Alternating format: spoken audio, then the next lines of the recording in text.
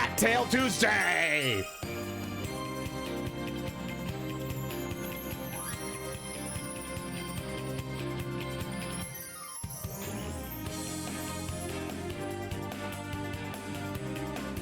Woo!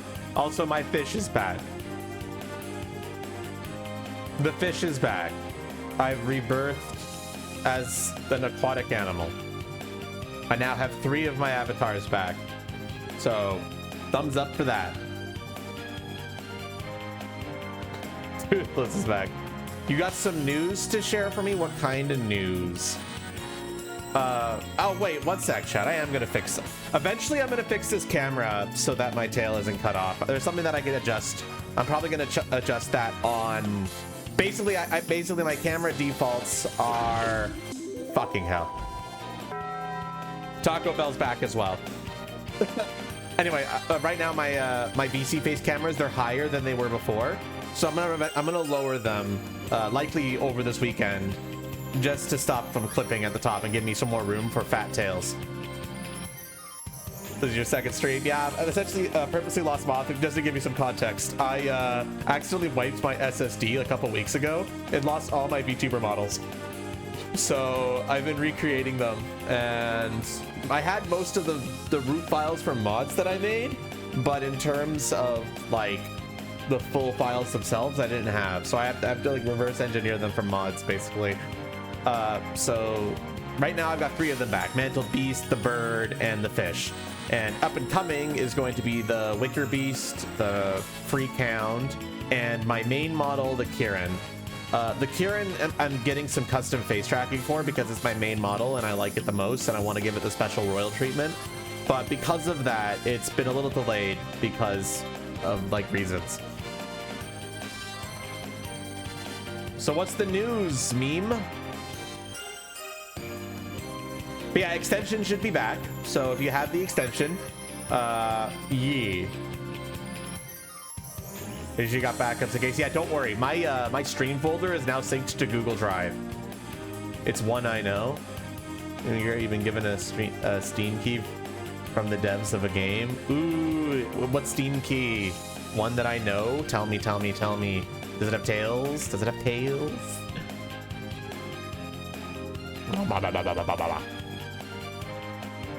Does it? Does it? Does it? Ripped of the Necro Dancer? Ooh, that's awesome. I was able to get a key for that game if I went through what's it called? I'm getting emails. It's like what's it called? Dash thing. There's a form? Oh, I probably should have filled it out.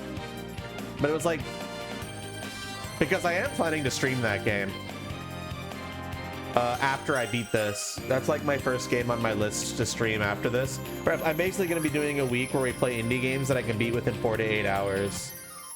Getting into EPs, understandable. Have a great day. Let's get into it though.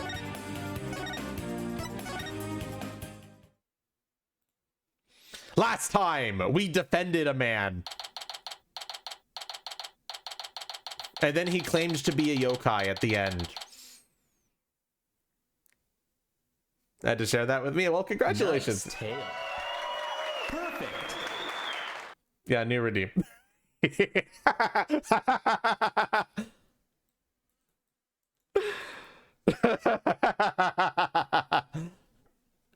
That's a good redeem. Use that whenever a hot tail shows up on stream. Used. Robotic.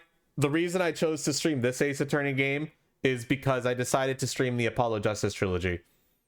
No other reason. That's quite literally it. We already streamed the first game of the Ace Attorney, so now we're doing this one, and then we're going to be doing Spirit of Justice later this month.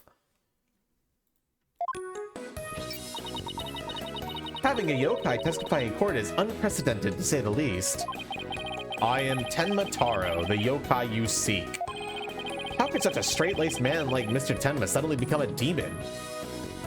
Thanks, Vel. I'll have fun. But yeah, robotic janitor, it's not the worst thing in the world to have in this case. Yeah, it's strange. Even worse, Prosecutor Blackwell is playing along. I can't even think straight anymore. I need to go out for a run. See you in a bit. Wait, what about the investigation? Bye. Whoa, Trucy, welcome back. Oh, you're in your stage outfit. Back from work? Yep, I really nailed this new magic trick I've been working on. I also heard about those tricks that were conjured up in court earlier today. You know, the demon out of nowhere trick and Polly's tightrope style defense trick. I was seriously considering a distinct act of my own after all that craziness. Anyway, our next trick is to find a suspect other than the mayor. I know the killer must have used the air duct in their escape. And whoever did was the Tenmataro that Mr. Filch and Jinxie saw. Right. Maybe there's some evidence in the air duct. The real fight starts right now! Hey, before you go, let me make the evidence you no longer need disappear! 3, 2, 1, ta-da! Unnecessary evidence has disappeared into Trucy's magic panties. Of course, the panties. They had to bring those back, didn't they?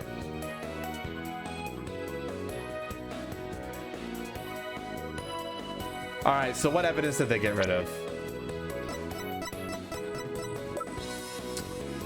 The flower, the warding charm.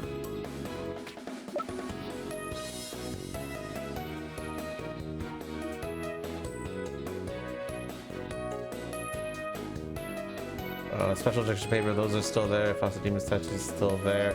Crime photo is still there. Mask is still there. The glossy is still there. The TV listings is gone. Okay.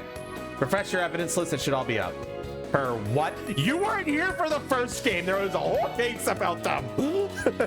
So, don't worry about it. It's a magic trick. Why can't she solve the case of your own? She's been paying attention. I wonder where all that stuff goes. Okay, let's get over to the scene of the crime. Vamos, Apollo, vamos, fuck, whatever. Well, half a case, yeah, half a case. Oh my god, it's the viewer JP. JP, I bet you like fat tails. I'm calling you out. I'm calling chat out. I bet you all like fat fucking tails. Fucking degenerate. Fuck.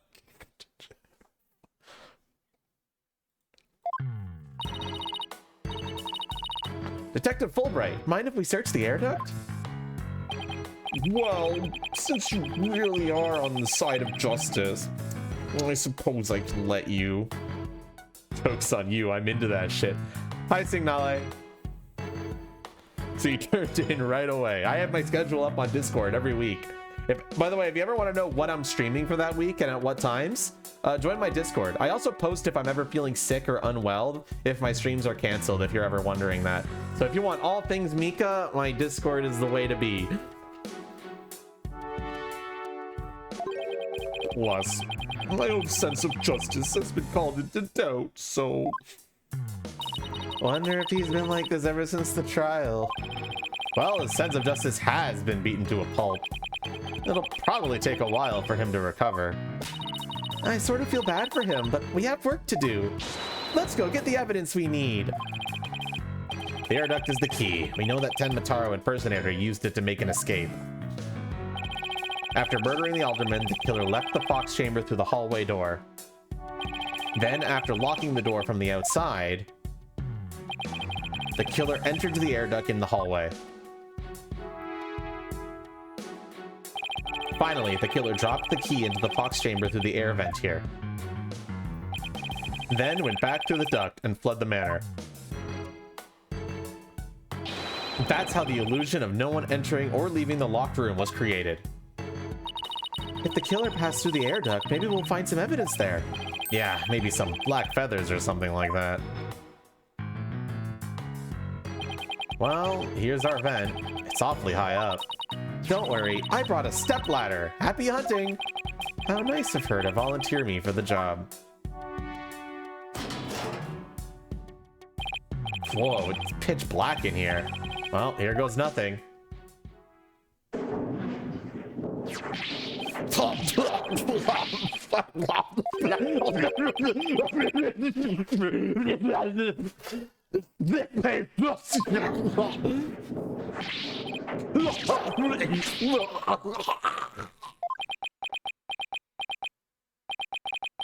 I don't get it. Hi, Hanatoro. Find anything? Yikes, Apollo, what happened? You're covered in dust. Yeah, dust. Lots of dust. It's almost like it's an air duct or something.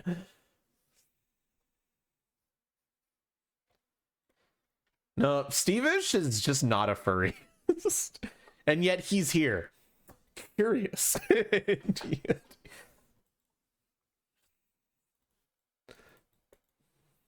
By the way, once again, evidence should be on the extension is up now. So if you want to see the extension, the evidence live on stream, you just need to click the button that'll appear right around here.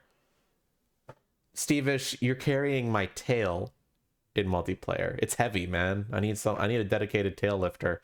I can't wag this thing all day. That's fucking exhausting. My butt gets really tired. My non-existent butt. More like my hip muscles. Actually, what muscles would it be if I was wagging my tail? It'd be like my hip muscles, right? Or like close to there. My glutes. Like or something. I don't know. So what'd you find? You know how dust collects on something when nobody uses it for a long time? Yeah, like Mr. Wright's desk back at the office. Right. You think it'd be possible to crawl over that sort of dust without leaving a trail? I seriously doubt it. Wait, you're not suggesting no one's gone through that duct lately? Kinda looks that way. And if it's true, Mayor Tenma's gonna be fingered as the killer. But if we don't turn things around quickly... In justice we trust! Ah! Sorry, Mr. Justice, but it seems your justice was not the most just after all. It is my sense of justice that has prevailed. Ha! Ah! Detective Fulbright sure seems chipper all of a sudden. And I'm back to my old devastated self. Oh, come on, where's that never say die spirit? I just really like Anthro character design's face. Robotic, don't you worry. I just really like Tails' face. So we're in the same boat. I just really like Tails. I'm not a furry. I just find Tails really hot and I want one really badly. And wow, I was a fucking deluded fool, wasn't I? I still have that face. Except now I admit I'm a furry. Best thing that ever happened to me, by the way. I love the furry community. Bring it on, Mr. Lawyer Man. Bring it on. Let me suffer in peace. Ha ha ha! Justice prevails once more. It's not over yet, and besides, kicking someone when they're down is just what the bad guys do. Oh! Are you calling me a bad guy? Me? Bobby Fulbright? Champion of justice? Then how about some information on the investigation? We need some help here. Information? About the investigation? All right, but I won't have you calling me a bad guy ever again. Understood? We did it, Apollo. You just have read your server's like Chernobyl levels of furry. Steve-ish, I'm gonna be real with you. If you think my server is Chernobyl levels of furry, you've never been in a real furry server, and it's obvious. My server is nowhere near as bad as some shit I've seen. My server is pretty normal in comparison. Let me just tell you that. It is very tame.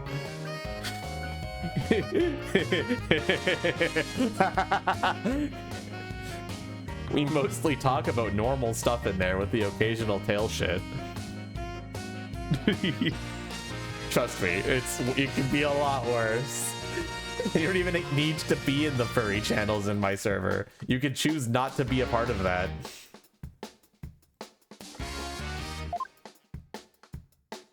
Alright, let's talk to Bobby here. I can't believe Prosecutor Blackwell would stoop that low. I mean, Pinning the blame on a yokai? He really wants a conviction at all costs. She could give a yokai a run for its money when she's mad. Yes, well... I'm trying to imitate Bobby Full Price motions. I have him writing a self-reflective essay as we speak. I doubt that'll teach him anything. Yeah, he'll probably just write dotard 1,000 times. There's just different Sid than a volley internally shouted, oh no, they're cool. Like Squidward imagining spilling him in his underwear. Oh no, they're cool. Oh no, it's hot. Hey alien, how you doing today? How far unhinged server you need directions to? I don't want to go to an unhinged server. I just like my community, and we are unhinged in different ways. We just really wish we had an appendage extending from our ass. Well, most of us, not everybody, but a good majority of the people in my server want one of those. What? Truth is, Prosecutor Blackwell believes Jinxie Tenma planted that yokai stuff. Planted it in an effort to protect her father, the real killer. Yeah, right. I'd like to see him prove it. Whoa, calm down. He doesn't have any direct evidence, but we did find this. It was at the base of the cliff just outside QB Manor. Wait, that isn't the staff Tenmataro was supposedly carrying, is it? The one and only. Miss Tenma no doubt tossed it over the cliff when she was done. No way. Well, what about Prince? Nope, no Prince, but if she was wearing a costume, there wouldn't be any anyway. Well, Prince or no Prince, it's not going to work in our favor. Sounds like the staff might have belonged to the mansion. But if that's the case, then where in the mansion did Tenmataro get it from?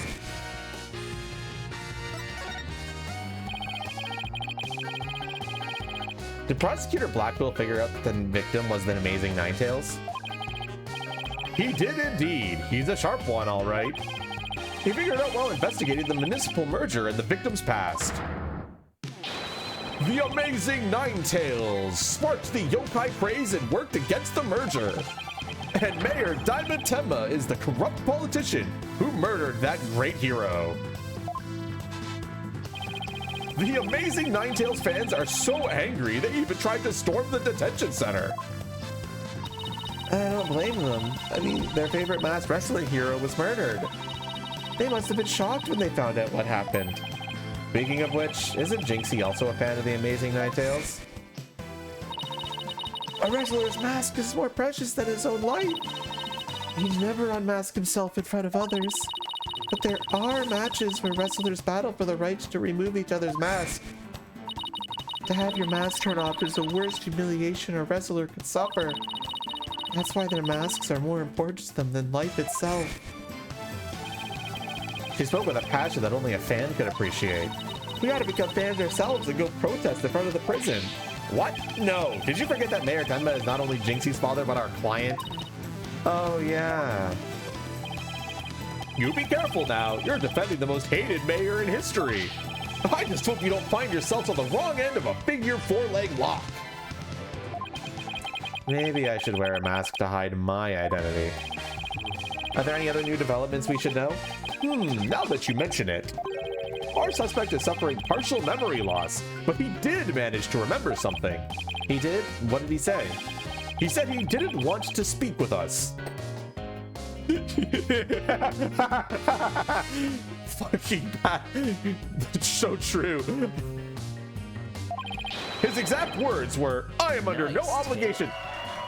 Perfect. Thanks, Noise. I am under no obligation to speak with you mortals. And other things of that nature. I wonder what Mayor Tenma remembered. Too bad you can't go ask him now, because Prosecutor Blackwell's busy questioning him. I know, why don't you wait down at the playground with the rest of the kids? Haha. Wow. What now, Apollo? How about regrouping back at the agency? Good idea. We might get some words of wisdom out of Mr. Wright while we're there. I have no recollection of why I dislike you. That is a nice tail, though. Yeah, I know, right? It would feel so good to have a tail like this.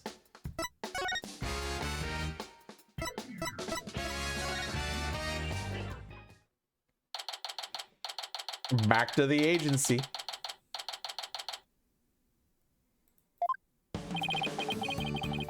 Maybe I'll go read over some past cases. And I'll go do some research on exorcisms. Hey, what's with you guys? You seem bummed out. How should I put this? It's like we're at the edge of a cliff and the only way is down. The tail is a goddamn weapon? Yeah, I know, right? That's why it's so hot. I mean, what? In other words, business as usual, right? Yeah, I suppose so. Except this time it's like we're bound and gagged, too. Don't forget blindfolded with our ears plugged up. Ooh, and monsters at every turn, huh? Sounds rough. Hey, Apollo. Oh, Athena's here too. Mr. Wright. How goes the investigation, Apollo? Athena? I think it's safe to say that things have gotten hairier than before. Really? What happened? I was watching the two of you this morning from the gallery. That was one tough day in court, to say the least. I know, I never had to defend a yokai before. Pick a body bellow? That's so true, Robotic. That's so true. That business about the locked room was another major hurdle. By the way, Robotic Janitor, have you seen, I'm really impressed with Nikarita's synth, the new one that just came out. I was considering it. I'm not a huge fan of the tail base on it. It kind of like gets thin, like kind of like a fat gecko. But I've already like said that I didn't like that to Nikarita, and they said, ooh, I might add that as a blend shape. And then I was like, oh shit. And if they do that, I might consider picking it up at some point, if not just for modding purposes. I don't know. It's a cool model though. Yeah, and on top of that, Jinxie was accused of being an accomplice. But at least you figured out how someone could have escaped that locked room. Yeah, well, we just found out that her reasoning might be a tad flawed. Oh, really? Well, that's bad news.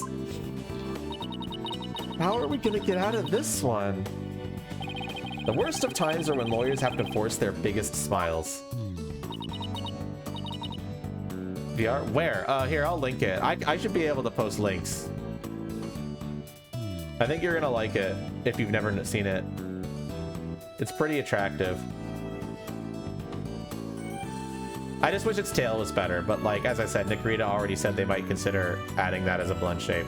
And if they do, I would buy it just to support creators who make thick tails in my style.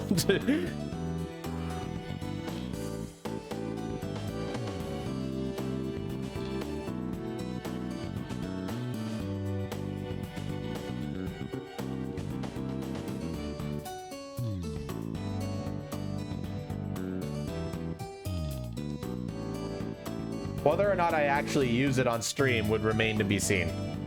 But, you know.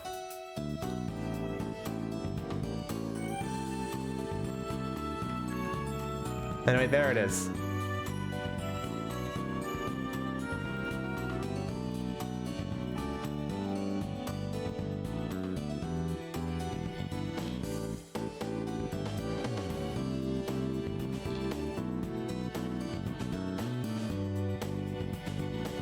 Yeah, I just wish the tail base was better on it. And if that gets fixed, I will 100% buy it.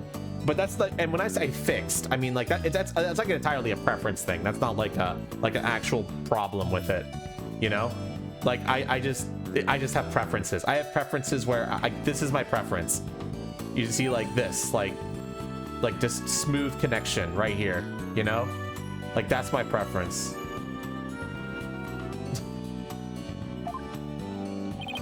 Yeah, my mentor taught me that back when I was still learning the trade. She also taught me to return to the basics whenever I got stuck. Return to the basics. That's right. Always believe in your client, no matter what happens. Real high quality stuff. I'm not a huge fan of the face on a lot of his models, but once again, that's not like a problem with like the models. That's a preference thing. It's like objectively high quality shit. I just don't think it fits me personally. Otherwise, I probably would be buying a lot more of his shit. The Mantled Beast I use is his. So that's that. And the synths are cool. But hey, if I won any of his models in like a giveaway or something, I probably would consider texturing them and doing some stuff with them. I don't know what though. But he does some really good stuff. But yeah, if he makes the synth tails have a really nice tail base, I will totally buy that shit. That is the lawyer's greatest and most trusted weapon. The basics. Always believe in your client, huh? So, Mr. Wright, how long have you known Athena? I met her during a trip to Europe. Huh? You were in Europe? Why haven't I heard about this before? Yeah, I went there a few times to study the various legal systems over there. Oh, okay. Wait a minute. I thought you worked as a pianist after you quit practicing law. I did, but an old friend of mine needed help with some legal work from time to time, so... Oh, I guess you were never very far from the courtroom then. It was like fate brought us together. It's thanks to Mr. Wright that I became a lawyer at all. I knew she was a lawyer material from the moment I met her. And I have high hopes for her ability to analyze people's emotions. Aw, it's nothing special. Maybe I've underestimated that analytical psychology of hers. It's just, I thought that if my special ability could help defend innocent people, then I had to do everything in my power to bring it to the courtroom. That's when I really started hitting the books hard. I'm still amazed she actually became a lawyer. And at the tender age of 18, no less. Wow, that's almost superhuman. Or personal, like she's trying to help somebody she knows. All right, I'm totally pumped up after talking to you, Mr. Wright. It's like you said, the worst of times are when the lawyers have to force their biggest smiles. And don't forget to return to the basics whenever you get stuck. Keep believing in my client. Right. Mr. Wright? Yes? I'm gonna go visit our client again. I think that's a good idea. All right, time to see what's new down at the detention center.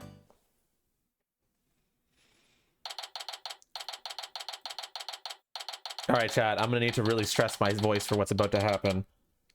Get ready for your high noise. This is your time. Let's just say that. Mayor Tenma, we wanted to talk to you about something. Get shot! This fucking guy. I don't know if I can handle this chat. What the fuck? Mick is cutting really hard. Oh, fuck. It's I think it's because of the suppression I have. Or the compressor. It's one of the filters I have. It's probably, when I get really loud, it's probably muting the mic.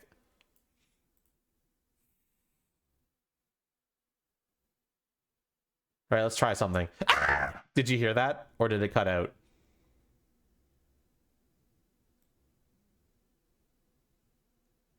Chat?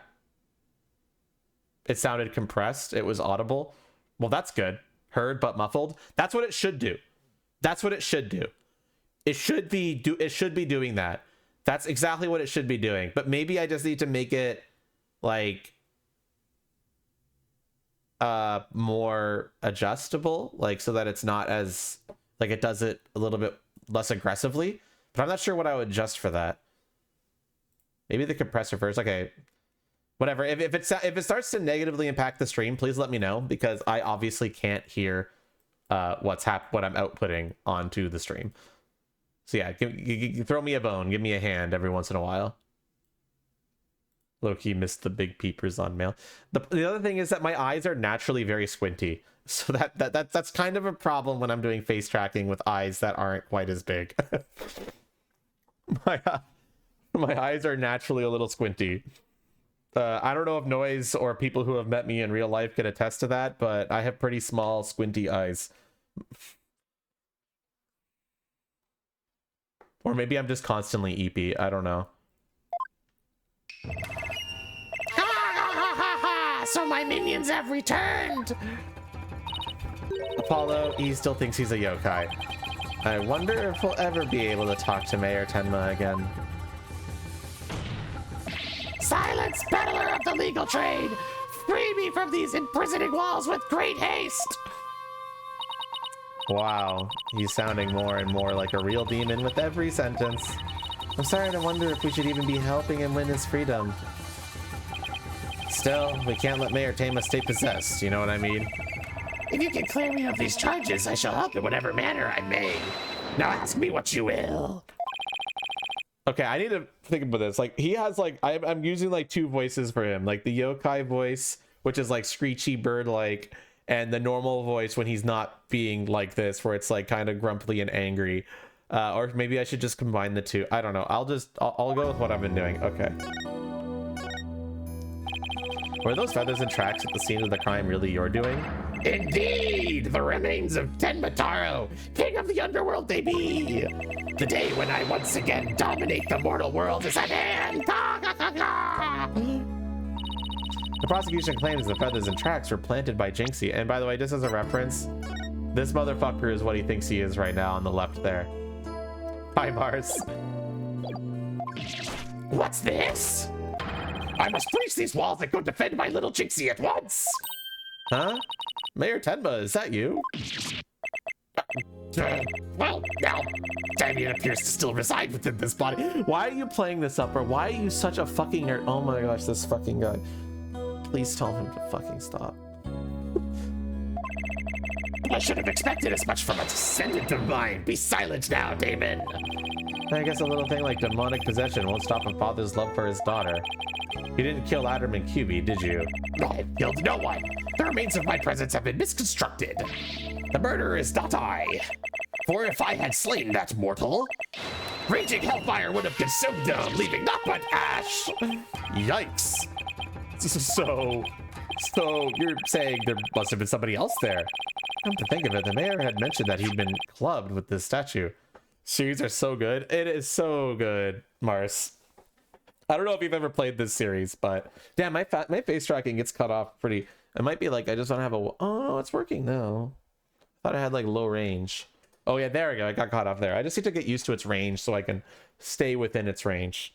Never played yourself? Too dumb. They're not that hard. They're really fun. You can have chat help you. That's what I'm doing. Chat's playing actually. This whole interaction thing. I have like a little like. Extension that chat can click on right here, and it tells them all the evidence and they tell me what to present, primarily because I've played this game before, but so I'm making chat play it because that's just funny and fun.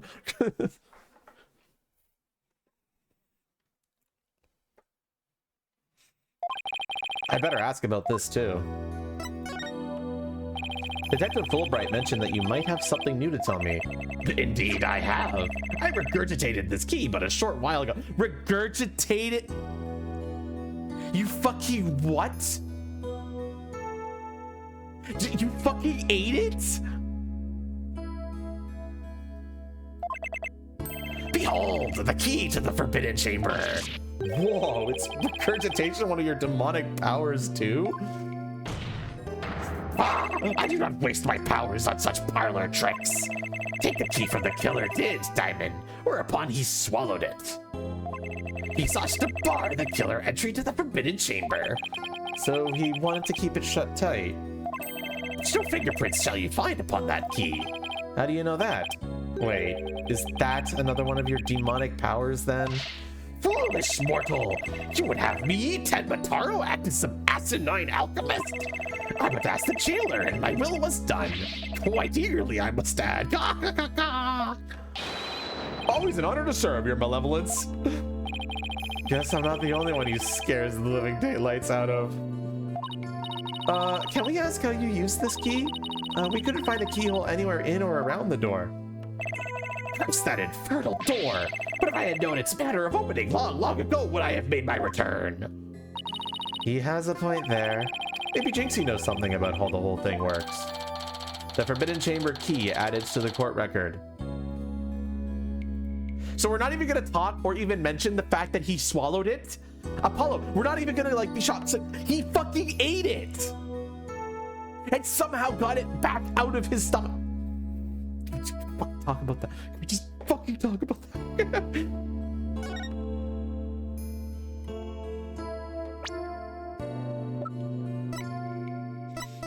Jesus fucking Christ.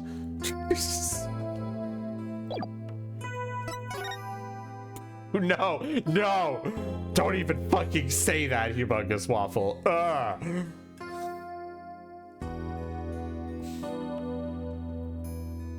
Oh, we're gonna go find Jinxie.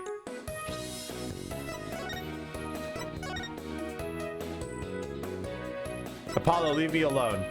I'm looking for Jinxie. Athena! I think I wasn't done talking to Damon.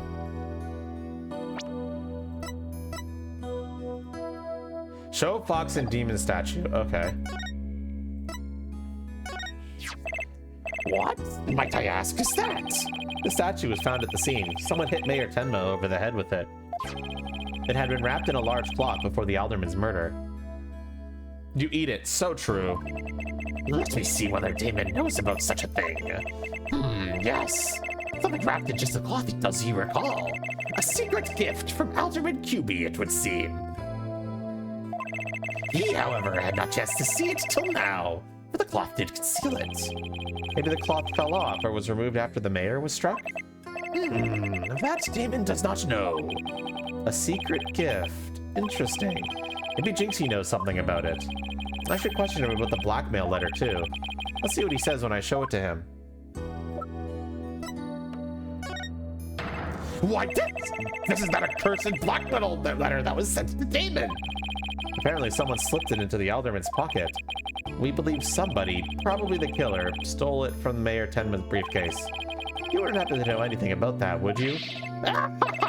You have questions, do you? Very well, ask away, mortal. Who placed this in the alderman's pocket? Very few were they to know who knew the letter was in Damon's briefcase. So whoever knew about the blackmail letter being in the mayor's briefcase is a potential suspect in its theft and placement in the alderman's pocket. Could it have been his doing? Mr. Mayor, Mr. Taro, did you just remember something? Indeed I did. There was but one other who knew of that letter. Damon's aide, Florence LaBelle. Full knowledge of that briefcase contents did that aide possess. Then he may be the blackmailer and the murderer we're looking for. This is preposterous! He's the most trusted advisor. He would never betray Damon. It seems like Mayor Tenma is a bit too trusting of those around him. Still, this is huge. Now we know who might have slipped that blackmail letter into the alderman's pocket. Look out, Florent LaBelle. Here comes justice. Let's go find Mr. LaBelle and rake him over the coals. Thanks for the help. You've just given up some major lead.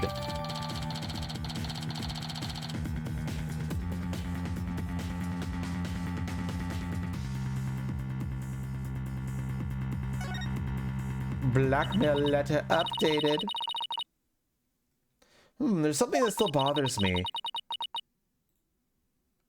If Mr. LaBelle is the killer, what could have motivated him to open the forbidden chamber? We should probably search it for clues. Only one problem. How do you open a locked door that doesn't have a keyhole? Let's go talk to Jinxie. Maybe she can help.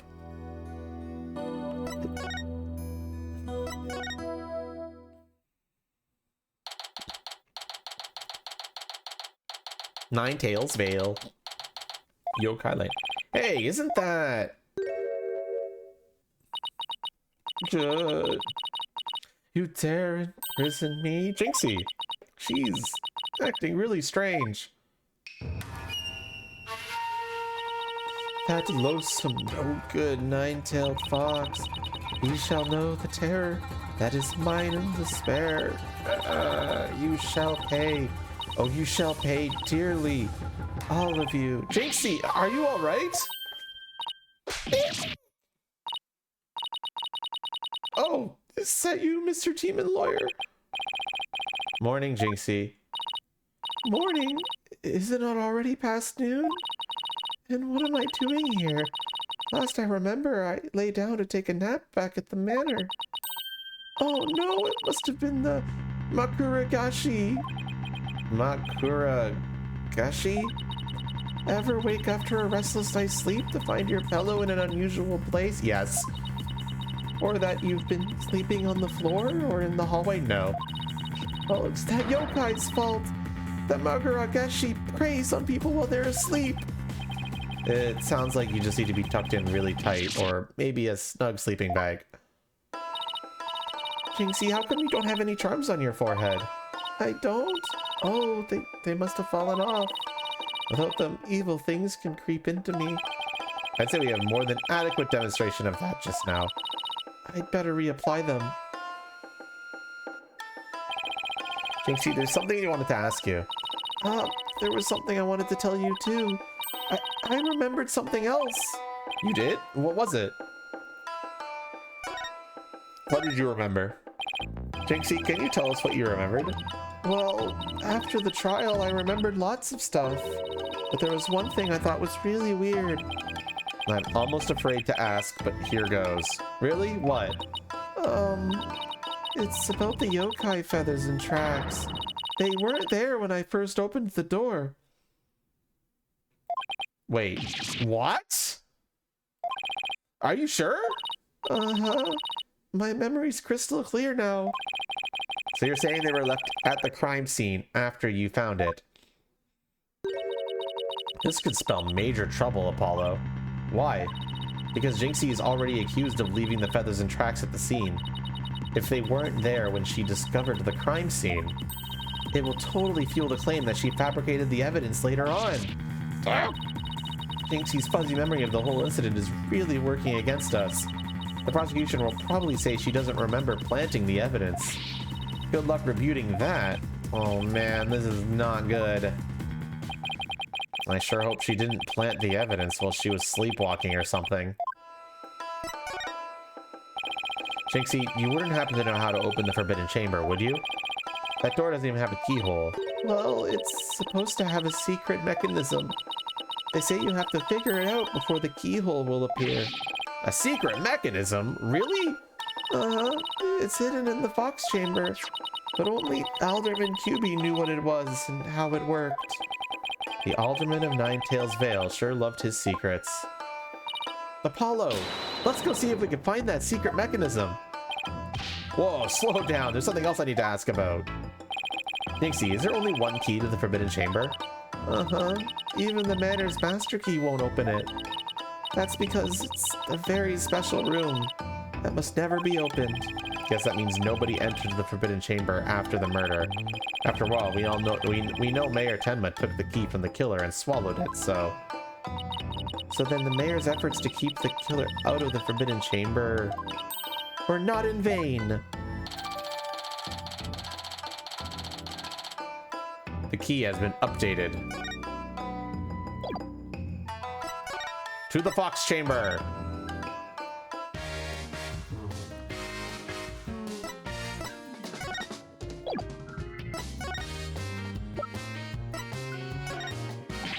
Justice needs backup sometimes too, so I don't mind you asking for help, but you should start by thinking things over yourself. For all, the road to justice starts with your own first step. Ha ha ha! If you don't have any information to offer, you can just say so. Okay, got it. I made that mistake there. What are we actually supposed to be doing then?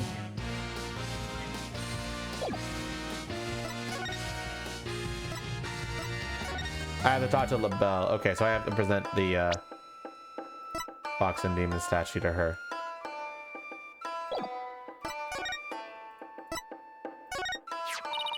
Alderman QB made that statue. It's a token of goodwill. I think it was meant to be for Ninetails Vale and Tenma Town. A token of goodwill? But the two yokai are fighting. Fighting? Oh, I see what you mean. The cup portion is missing. This statue originally depicted the two yokai holding up a cup in celebration. Oh, interesting. Hi, Pixel. The ludicrous justification, Robotic, is that this town was founded by Japanese immigrants. That's it.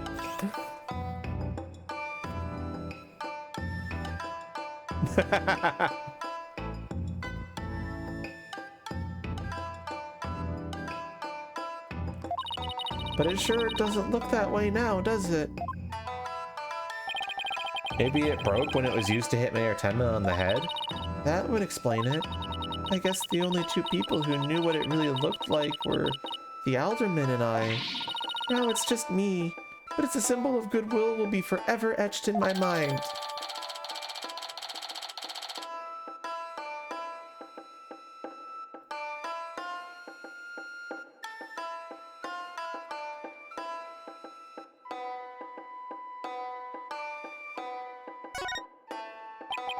So, is there anything else we should know about Jinxie? No, that's about it. Ah! My bracelet! It's reacting! Jinxie, you wouldn't happen to be... Injustice we trust! Yikes! Yeah, ghost! Oh! Detective Fulbright, what are you doing here? I have business with this young lady, if you must know. Prosecutor Blackwell has asked me to question her. Question me? Sorry, not interested. Are you here to ask about that whole yokai affair? That's right. Specifically, we want to ask. But I can't tell you that now, can I? Oh, come on, please. We're partners in justice, right? No. Prosecutor Blackwell specifically told me my questions were of the utmost justice. I will not fall for your lies. In justice we trust. The Twisted Samurai sure has him on a short leash. So you're not a ghost? Maybe some sort of urban troll then? Now come along, Miss Tenma, to the station with you. He took her away. I missed my chance to see what she was lying about. Well, at least we found out there's a secret mechanism for opening the chamber. Let's go check it out. I just hope they let us in now.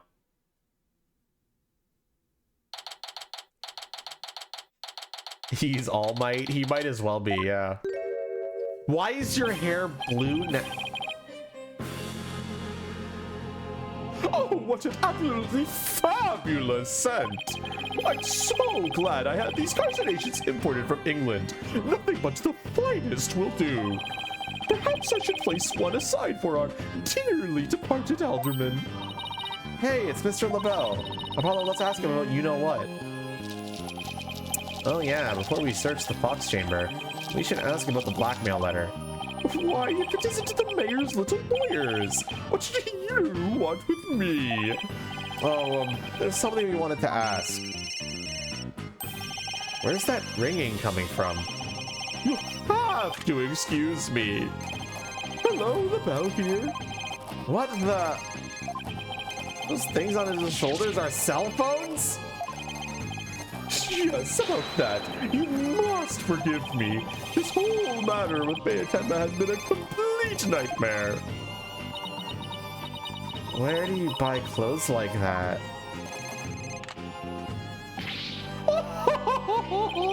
Surprised? This is my own special design. It's the ultimate in functional beauty. Functional beauty? Are you sure about that? Looks a bit unwieldy to me. You simply don't have an eye for beauty. Having an eye for beauty means looking like this guy? I'd rather be fucking blind. So what do you want with me? Both Jinxie and Mr. Filch said they saw Tenma Taro. But what about you, Mr. LaBelle? If you were in the foyer, why didn't you see... Very well, I admit it. That's right, I, Floyd LaBelle, saw the demon Tenma Taro. So he did see something. Being near him, same, robotic. I don't even have a visor, and I feel the same way. Then why did you lie about not seeing him? I was simply trying to protect dear little Jinxie. Perfect. Thanks, Soldo. Protect Jinxie? What do you mean? Why don't you tell me you haven't heard that strange little habit of hers? Which one are we talking about? The one where she wanders around making mischief without knowing what she's doing. Rumor has it she's possessed by Tenma Taro. That one's new to me. Well, there you have it. Anytime you hear about a Tenma Taro sighting, little Jinxie should be your prime suspect. Tell us more about that rumor.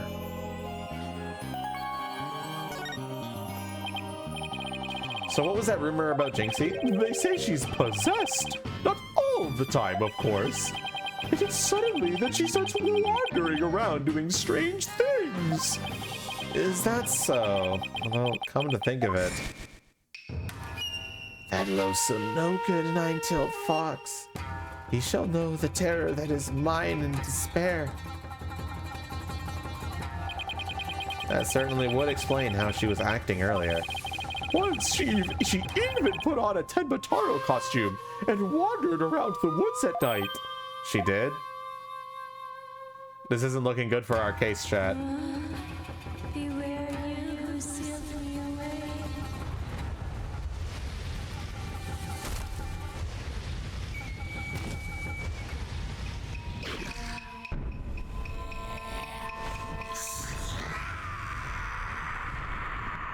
They really decided to do that, make an animated cutscene for that, huh?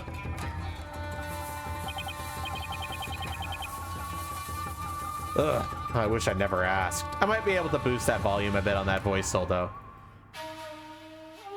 Same color as her head. You'd watch that anime. Does she remember anything while she's possessed? Unfortunately, no. She doesn't even remember a thing during these episodes. Memory loss during possession. Come to think of it, her memory of murder scene was quite fuzzy. I suppose that too was caused by her possession. Then maybe. So you do understand. That whole yokai business was entirely of her own making. Now wait a minute. Although, the yokai evidence wasn't there until after she discovered the crime scene. Did she leave those black feathers and strange tracks there herself? Apollo, let's ask Mayor Tenma about Jinxie's episode the next time we talk with him.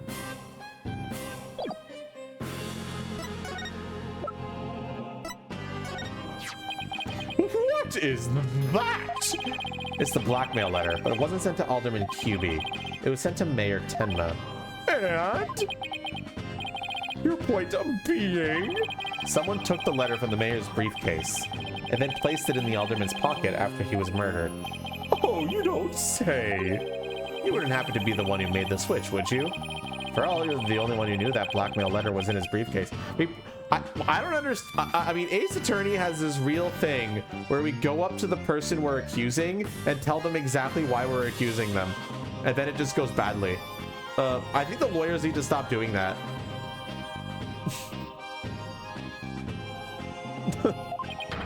So naturally you laugh. Perhaps that shot of cologne will make those scales fall from your eyes. When my eyes fall from their sockets. Is it possible that you'd like to frame me as a potential suspect? What would make you raise such an outrageous allegation in the first place? Well.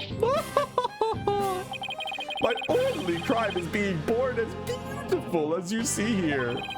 In other words, you have nothing. Now, let me show you what to do with this garbage.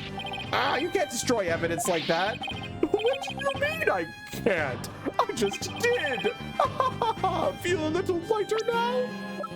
You see, this is what I'm talking about. Jesus Christ, man. Jesus. You've just won a one-way trip to the top of my most annoying people ever list. Are we done with your silly questions now? I'm a very busy man, you know. I guess that's it for now.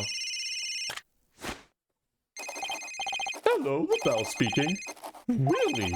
You wish to carry my new product at your store? Oh, but I'm afraid it's my own private brand. It's not available to the public. What? That I shouldn't advertise it on TV? But I don't understand. As the embodiment of beauty, it is my duty to announce my good looks to the world. Did this guy... So you're telling me this guy made a private line of products, not for sale, but then advertised it on TV to show people how beautiful he is? But they can't buy the product.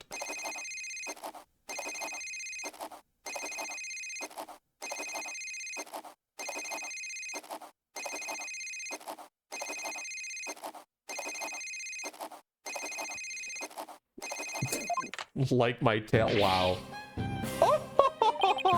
Everyone wants my exclusive Je suis LaBelle brand products. It's the crown jewel of my collection, born of my long, relentless pursuit of beauty. But now that it's become so popular, it's been an absolute nightmare. You don't say.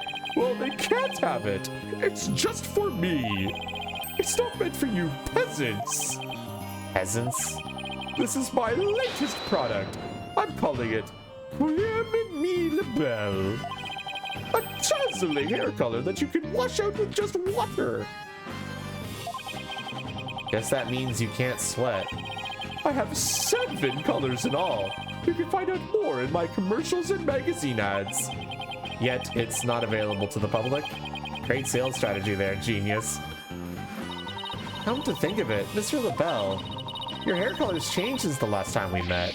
The little lady has quite the discerning eye. Here's a little sample. Consider it a gift for one who truly appreciates beauty. Oh, Apollo, what should I do? Better take it before you get a face full of cologne. Good point. Wow, thanks, Mr. LaBelle.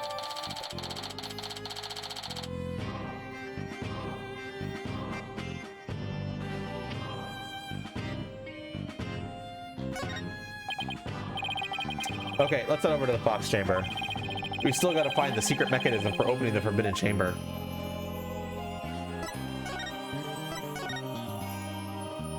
Gonna burst his blood veins. You just noticed? People are dense in this series. Don't worry about it. Okay, let's find that secret mechanism for opening the Forbidden Chamber. Oh, this is so exciting! I can't wait to see how it works. Do you really think the killer entered the Forbidden Chamber? We'll just have to open it to find out. We should also see if there was anywhere the killer could have hidden this room. Okay, let's get started. Apprete, Apollo, apprete. I probably pronounced that wrong.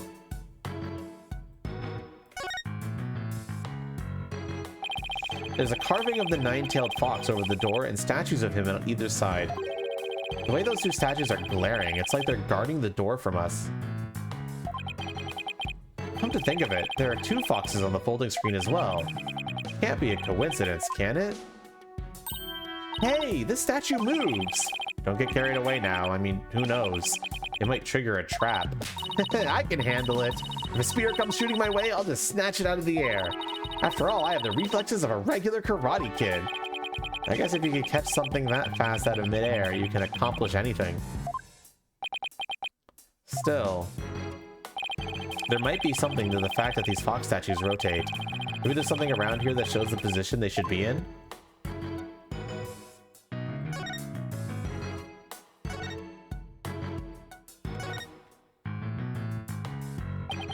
Two foxes standing tail to tail are depicted on this elegant folding screen. Yes, I did just say that. Don't, I'm gonna fucking keep doing that.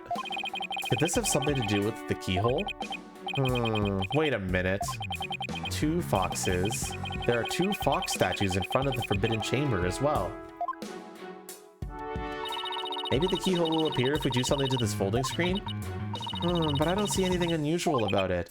Well, it does have 2 foxes on it, and there are 2 fox statues in front of the door. Maybe there's a clue somewhere in this room. Let's turn the whole place upside down. He's as excited as a kid in a candy store.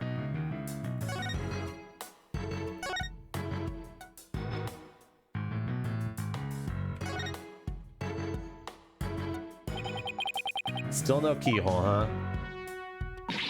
Yeah, and the door won't budge, just like the spiky bangs of yours.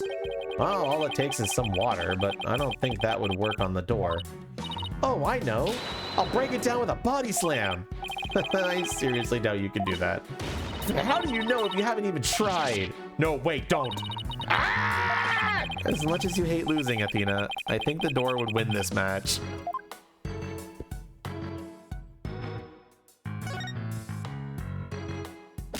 Maybe the killer hid under this table.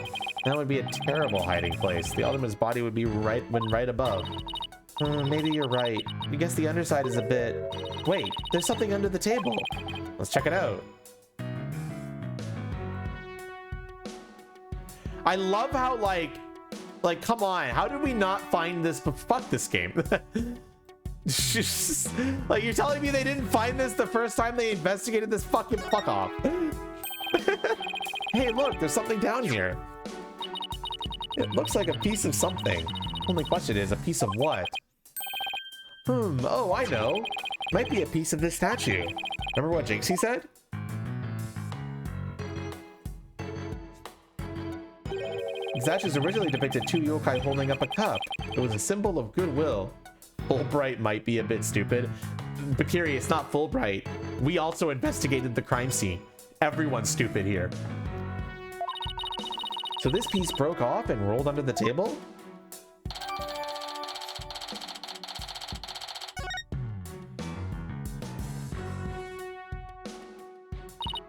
Well, I can't think of anywhere else to look. You find anything, Apollo? We'll never find the keyhole to the Forbidden Chamber at this rate.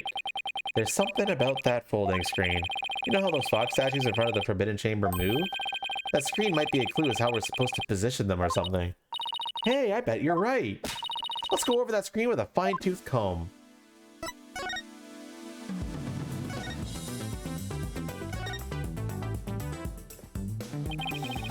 On closer inspection, I think there's more to this screen than meets the eye. Let's check every last inch of it. I can rotate the folding screen with the arrow keys, and if I spot anything of interest, I can press space on it to inspect it further. You can also zoom in and out with B and M to get a better look. Now let's check every last inch of it.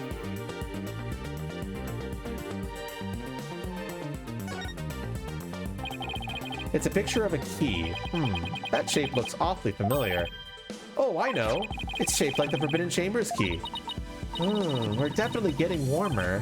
Okay, let's take an even closer look.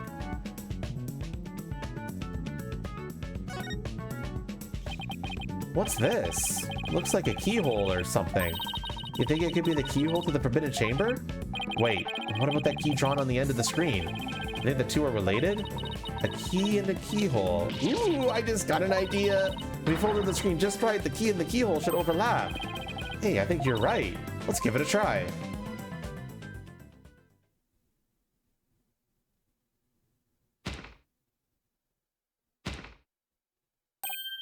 Look, a door!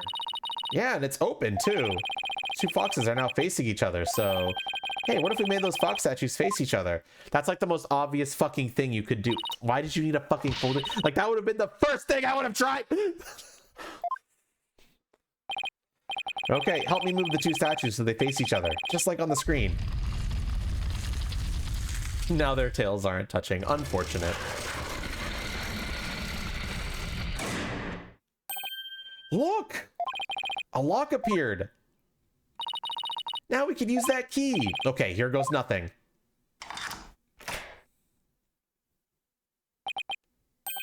It worked! Time to see why this chamber is so forbidden. What secrets could it hold, I wonder?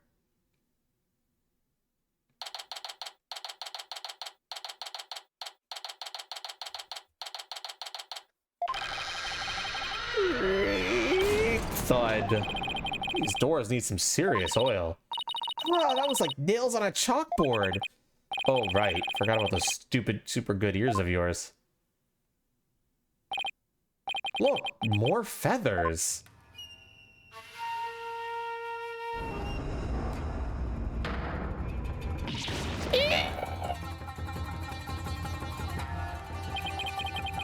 What the heck is that? Is that a Tenmataro statue?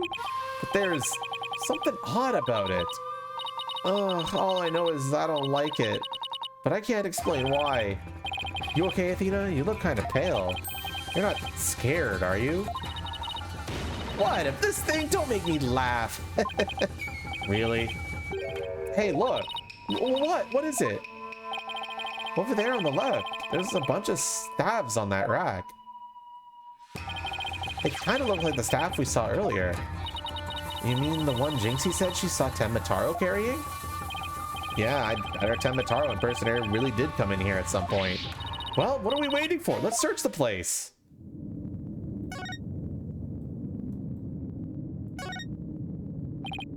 Whoa, that's one big statue. Must be something like 15 feet tall.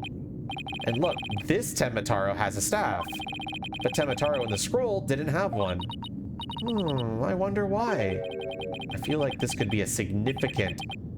But why? Let's take a closer look. First, to go around this table here. Ah, Apollo, are you sure that's a good idea? Hey, it looks like there's some sort of compartment in the base of the statue. Don't open it! Who knows what may be in there?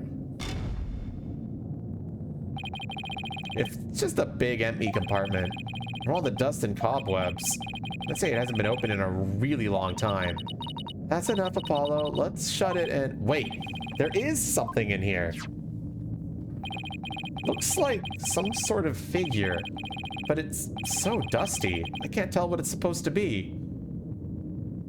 Well, thanks for being here. Thanks for your discussions, Pixel. It's good. I'm glad you got it fixed. Did you manage to fix that issue that you posted in the Discord where if you have both of them together, it breaks?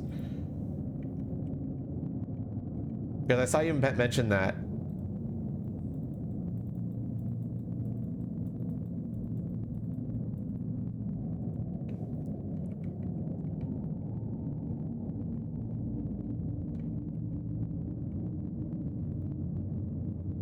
Yeah, fixed it. Oh, what was the issue? If you don't mind me asking, I'm curious.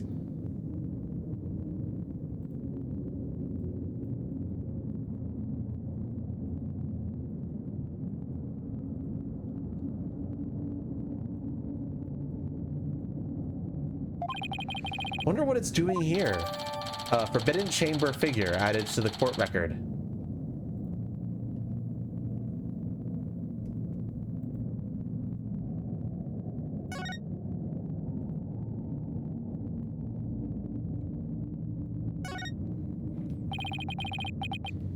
I don't know if they posted it to Thunderstore yet.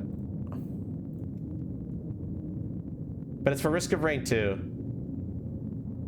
Pixel is working on a mod.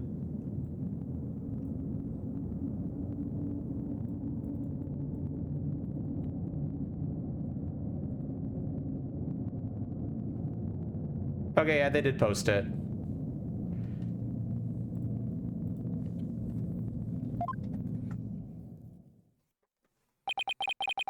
Unless I'm mistaken, it looks like an old guy. Some sort of monk, maybe? A monk? What are you talking about? You know, the people that take walks in the mountains as a form of spiritual training? Wouldn't that just be a hiker? The guy in this picture doesn't look like he's doing this for fun, Athena. Oh, look, there's some yellow thing strapped to his back. Oh, it's turning into Tenmataro. What's this scroll getting at? Cat, what do you think this scroll is getting at? Is this how Tenmataro was born? Oh, whatever it is, it's definitely creepy.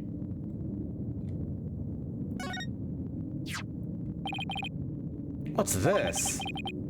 That weird stone. No, unfortunately, that is not correct. And the fact that there's no dust on it means it hasn't been here very long. Oh, it's hand cream. Let's see what brand it is. Je suis Lebel? Lebel? What the? Then, wouldn't that mean Mr. Lebel was here? I guess so, but why? Well, whoever was like Tenmataro must have taken a staff from here in the Forbidden Chamber. And that same person probably dropped this hand cream at that time. In other words, the Tenmataro impersonator we're looking for is none other than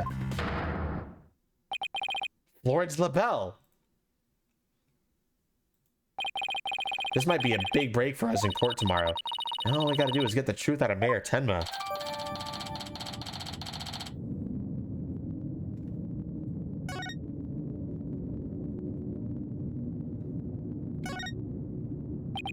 Black feathers.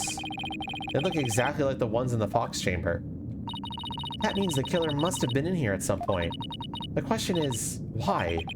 Maybe the Tenmataro costume was hidden in here? I mean, if someone carried it through the manor, it would have stuck out like a sore thumb. But when did the killer get in here? Mayor snatched the Forbidden Chamber key when the killer hit him on the head. That means the killer could have only gotten in here before the murder. Wow, this is one tough riddle, all right. Looks like a gravestone or something. It reads, "Here lies Tenmataro, age 80. Cause of death? Choked on a chicken bone. Say it ain't so. Besides, that sounds more like an autopsy report than an epitaph, if you ask me. Wait, you're joking around because you're scared. It's your coping mechanism. I'm not scared. Freak out central, right here, baby. Cut it out, widget. Denial is strong in this one.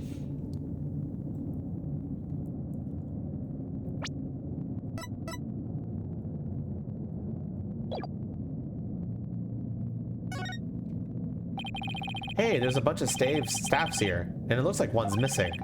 The Temataro Jinxie saw must have taken it. I'd have to agree. These look like the one Detective Fulbright showed us. Why do you think there are so many here? Maybe they're spares? Temataro might be, you know, absent-minded or something. The fact that he has spare staffs handy, well... it shows that he's aware of his faults and is trying to deal with them. Or at least that's my take on it. Maybe this will remind her to deal with her own faults. I won't hold my breath.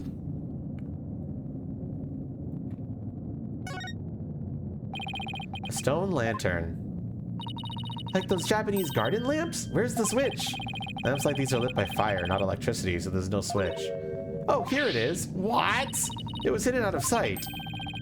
I see Temataro's cell has been outfitted with all the amenities a yokai could want.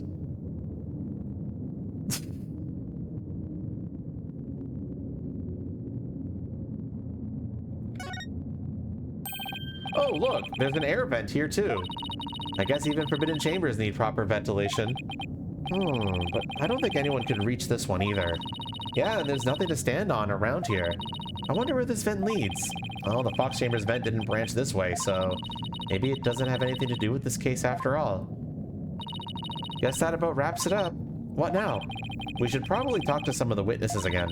You mean like Mr. Filch and Jinxie? Yeah, I really want to ask Mr. Filch about the village superstitions in Tenmataro.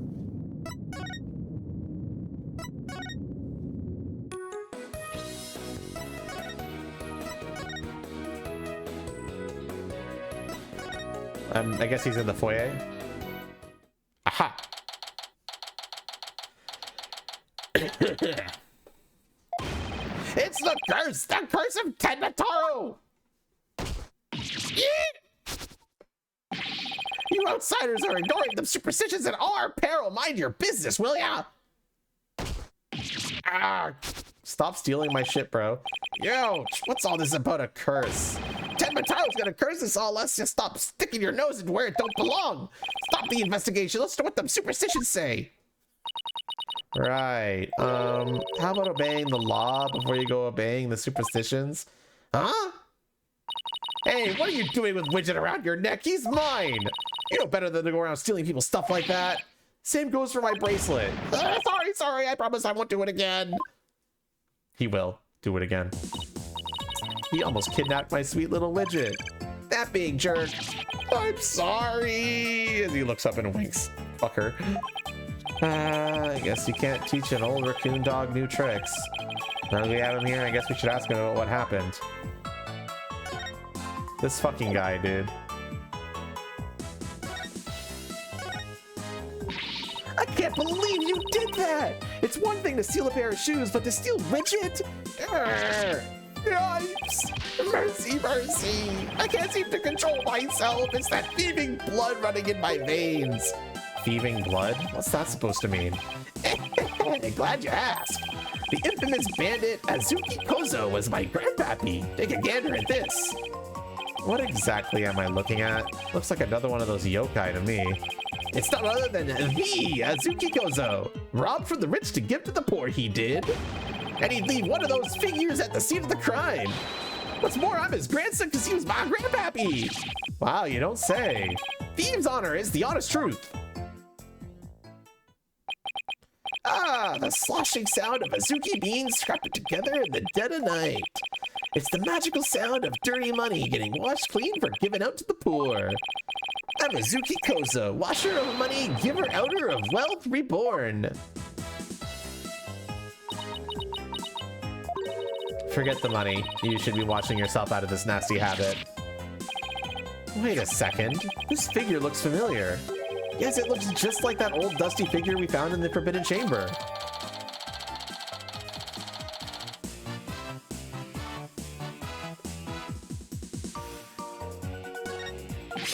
Hey, what are you doing with that there figure? Oh, this? We found it in the Forbidden Chamber.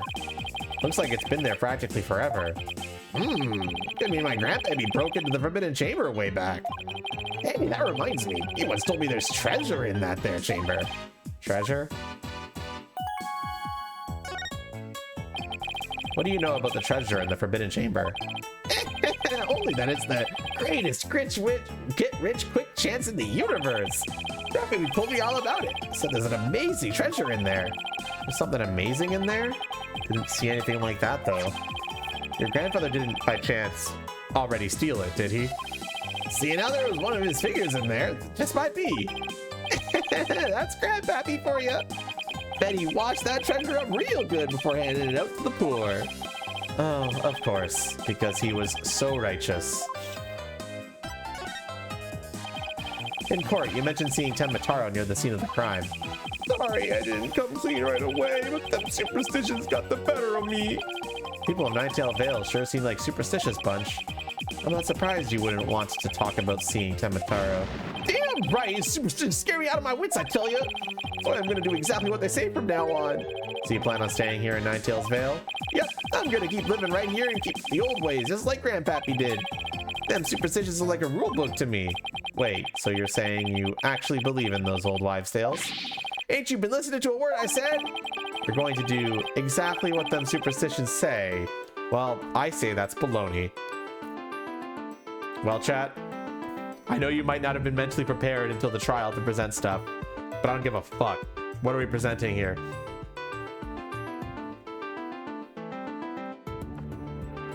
Check your evidence, chat.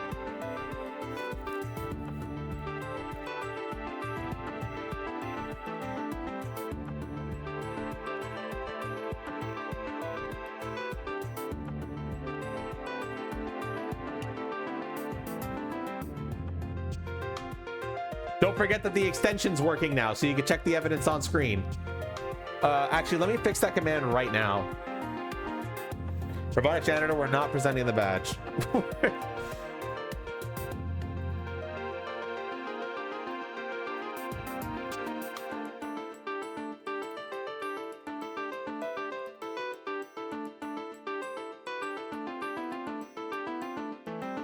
There, the evidence command has been updated.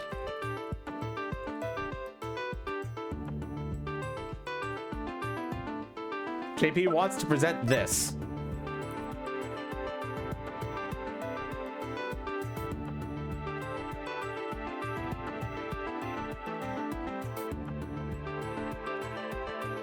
Do we agree?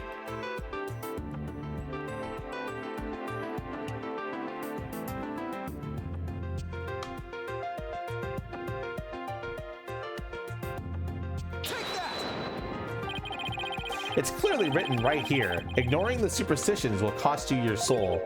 There is, however, one way to save it. Your immediate departure from the village. So, according to this, you shouldn't even be here, let alone talking with us. You said you plan on staying right here in Ninetail's Vale. But if you really believed in the superstitions, you would have been long gone by now. I know you've been lying to me. Time to come clean, Mr. Filch. Yipes! You were lying about believing in the superstitions, weren't you? Sorry, but I didn't have no choice. So what was the real reason why you couldn't talk about seeing Tenmataro? It's all that pretty boy's fault, Mr. LaBelle, if you know what I mean. He told me not to say a word about seeing Tenmataro. Said if I did, he'd do to me what them superstitions said would happen. So it was Mr. LaBelle who muzzled you. Why would Mr. LaBelle want to scare you into silence? Mr. LaBelle was trying to protect that little maid gal. It was one about murder and one about her being possessed. A rumor again. I guess we really do have to talk to Mayor Tenma about the possession rumor. Ouch! Hey, watch it! Village superstition stolen by Phineas Finch. I'll be taking this back now. Kind of like family to me. You could have just asked instead of stealing it. Is that all we wanted to ask, Mr. Filch? Yeah, I think that was it. Let's go see Mr. Tenmataro one more time. Just thinking about dealing with that yokai again makes me want to say pass.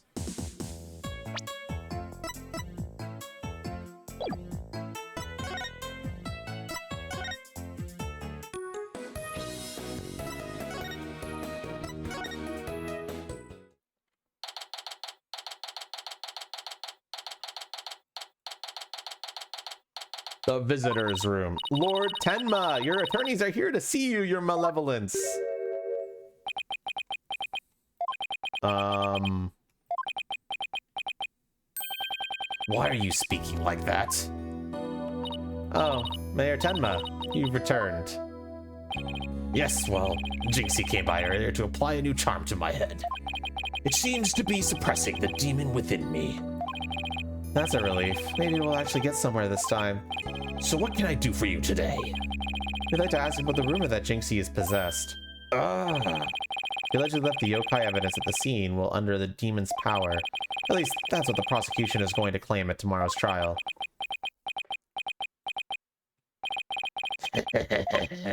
Huh? Oh, God. No matches, warning charm for me! God, fuck this guy.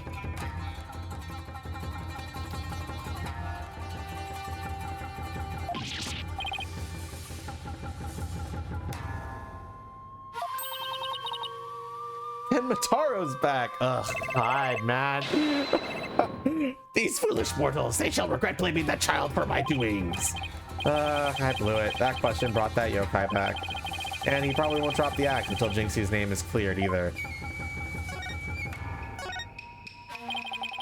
We'd like to ask you about something your aide, Florence LaBelle, mentioned. Do you know that Jinxie is rumored to be possessed? I know not of what you speak. You're not trying to protect Jinxie, are you? Mataro, demon lord of the yokai. Protect a mere mortal? Ha ha ha! No affections do I possess for you, race of humans. Please, we already proved there was a third party disguised as a yokai at the scene. But if you deny that tomorrow, we'll never be able to clear Mayor Tenma's name. But I have already told you, I know not of what you speak. I don't think we'll get anything more out of him. It's all over unless we can somehow prove that Jinxie didn't plant that yokai evidence. Hey, Apollo, I think I've got this one. I think I could prove that she didn't do it. Really? Sure.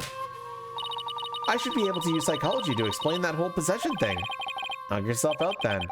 Wow, Athena's really something. I can really count on her when it counts.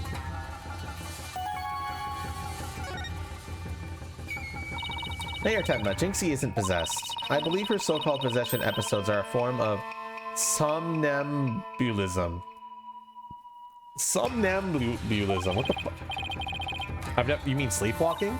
Yes, I believe she's exhibiting a rare form of the disorder. It's usually brought on by repressed stress. Mr. Mayor, didn't her symptoms start soon after she began her job in Ninetales Vale? When the child visited last. She did speak of dreading yokai and how they rob her of her sleep each night. I knew it. That lack of sleep is causing her to enter an unconscious state. And that means she can't be trying to protect you. At least not on a conscious level. So then the Temataro that was spotted at the mayor wasn't Jinxie. Sleepwalking, eh? That would indeed explain the matter. Temataro's spirit. It's left the mayor's body. Can you tell us the truth now, Mayor Tenma? Very well. It's the least I can do for a superb exorcist such as you. Mayor Tenma, you didn't leave those feathers and tracks at the scene, did you? I did not. Neither I nor Jinxie have anything to do with that.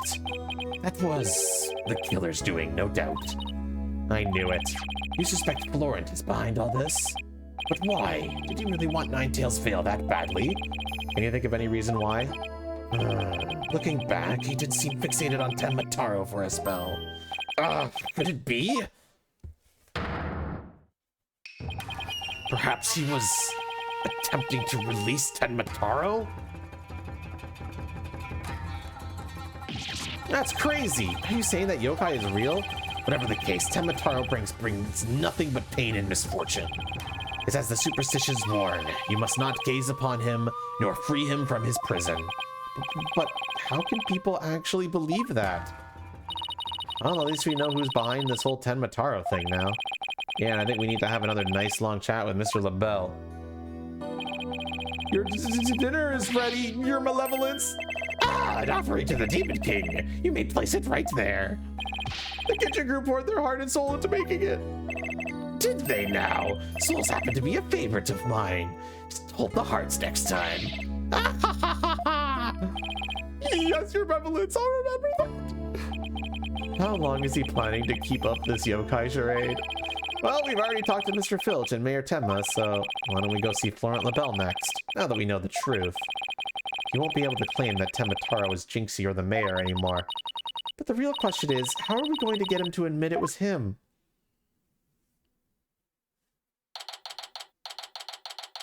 I don't think we should be talking to a murderer without, like, backup.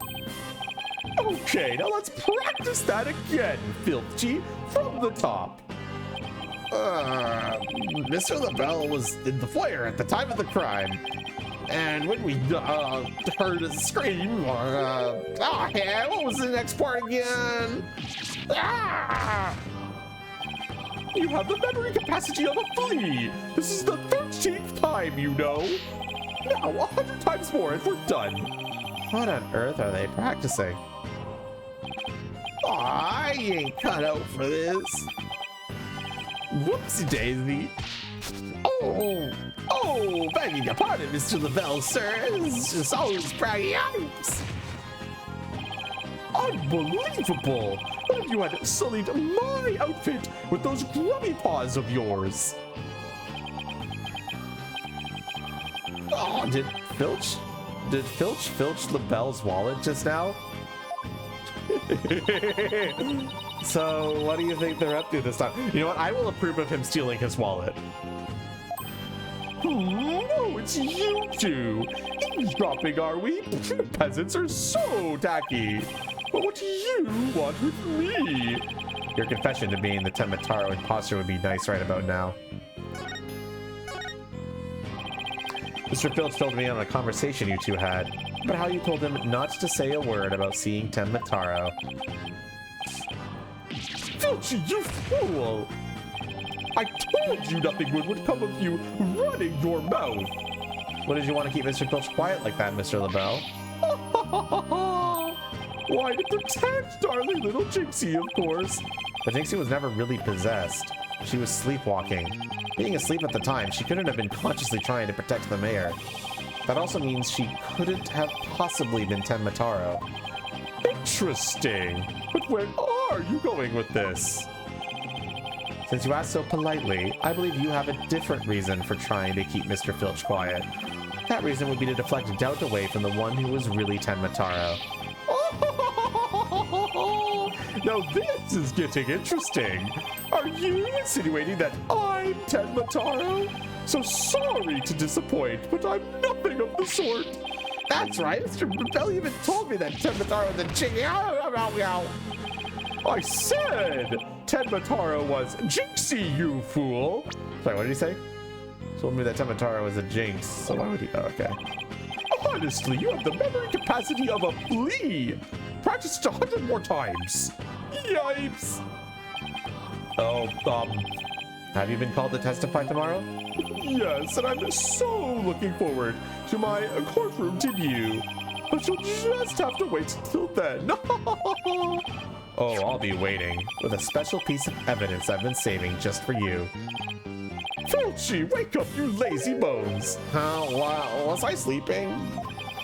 Oh, must have been that sweet cologne of yours, Mr. LaBelle. Made me right sleepy, it did. Well, it's time for your lesson on what to do and say tomorrow. Oh, I'm begging you, not another lesson. I ain't got out for this thinking and remembering stuff. Ah! Right up the snozzle. Keep quiet and do exactly as I say. No, please, anything but another lesson. There they go. Missed our chance to get the truth out of him. Yeah, but we'll get the proof we need in court tomorrow, one way or another. All that's left now is that lie Jinxie told. We better go clear that up before tomorrow. You think they're done questioning Jinxie? Maybe. Let's see if she's over on Yokai Lane shopping for more charms.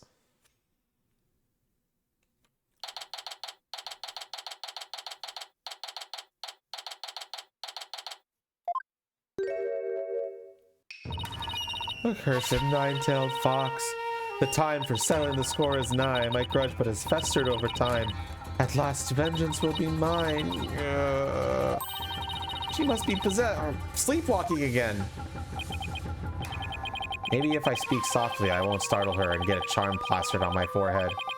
Psst, Jinxie? Huh? Oh, hello, Mr. Demon Lawyer. Ah, my charms must have fallen off again.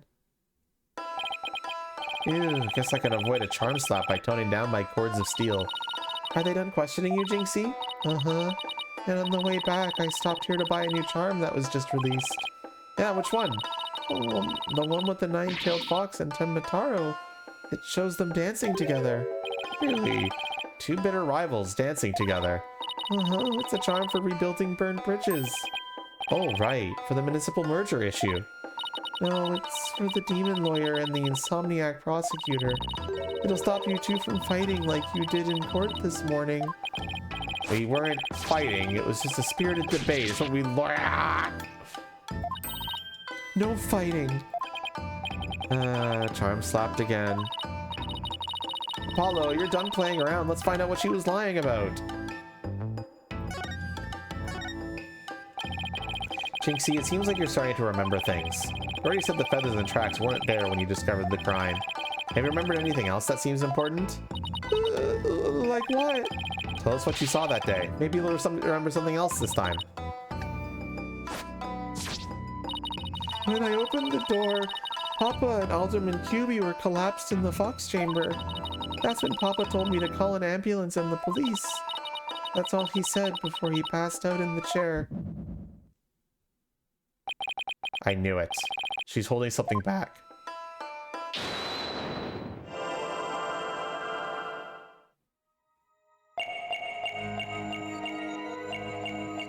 Let me know when you see it, chat.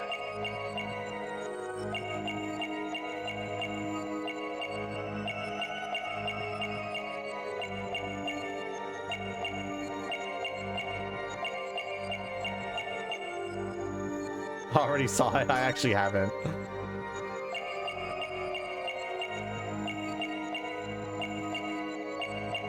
First sentence, paper in hand.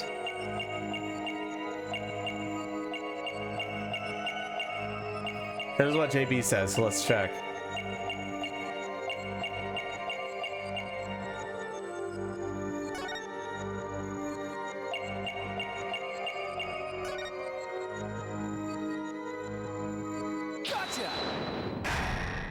JP has found it.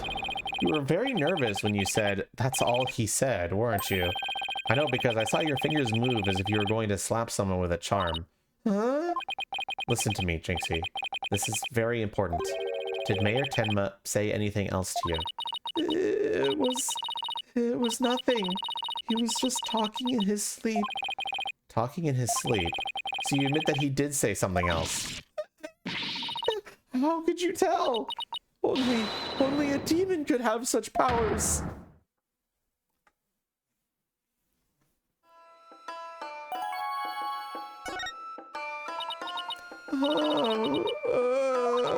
Like I said, he was just talking in his sleep.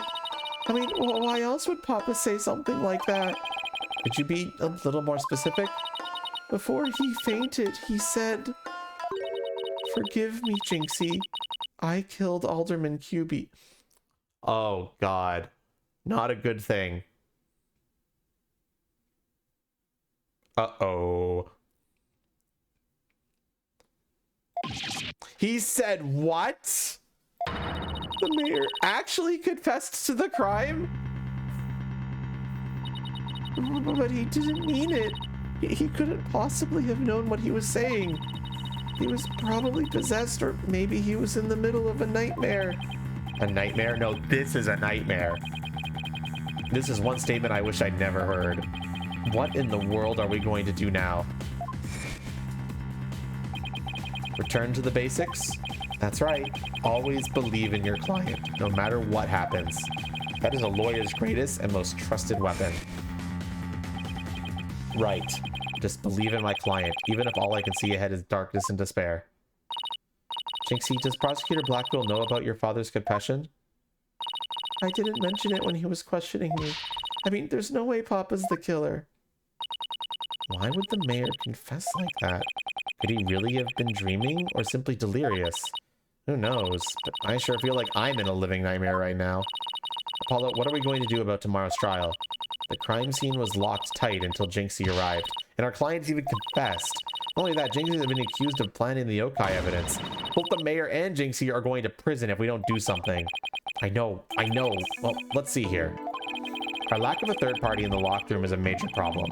Jinxie has testified that when she first opened the door, Alderman QB and Mayor Tenma were the only people she saw in the Fox chamber. But the real killer must have been hiding in there as well. Considering the room was locked tight, that's the only logical explanation. Our mystery person must have then fled the Fox chamber when it was opened. And that's when Jinxie saw what she thought was Tenmataro. But Papa and the Alderman were the only people there. I didn't see anyone else. What's going on here? The Bell's extremely pale, but he's far from transparent. So just how did he hide himself at the scene of the crime? Whatever it takes in court tomorrow, Apollo. We have to take down that dirty, rotten Tenmataro Florent LaBelle. Right. We'll get him with a legal exorcism, justice style. To be continued. Chat, it's time to put your lawyer caps on. It's trial time.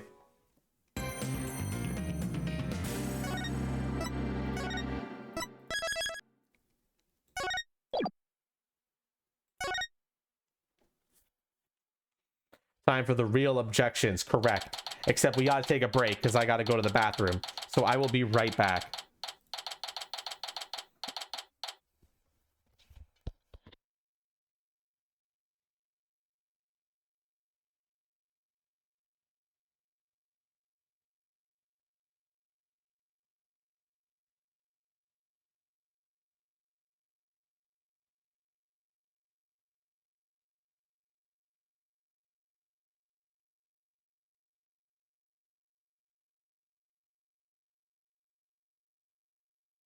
Nice tail. Perfect.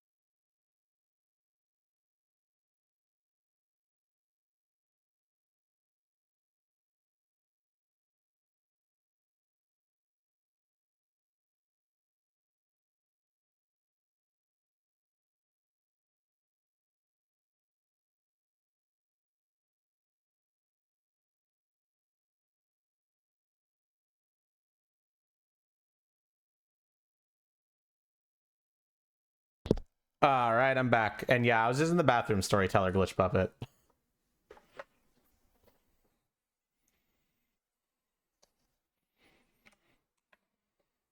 But I've returned from the depths of hell itself. Hi. Okay, time for gaming. Get your fucking thinking caps on. It's time to be a lawyer.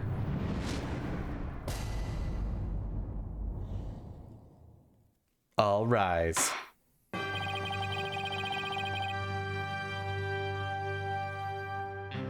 Give me more? Fine.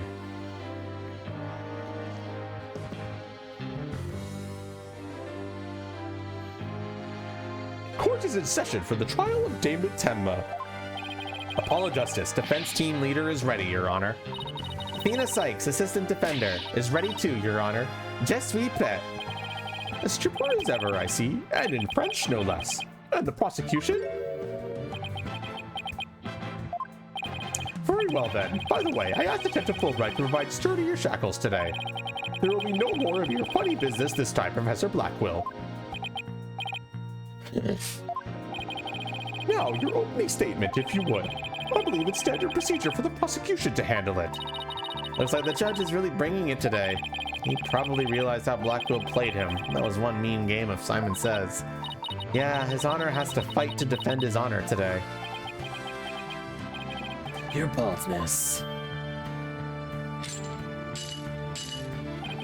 It's plain to see that you've always dreamed of delivering an epic opening statement. I have? I don't know if I would say that. Why, of course you have. I saw it in your eyes the last time you gave the opening statement.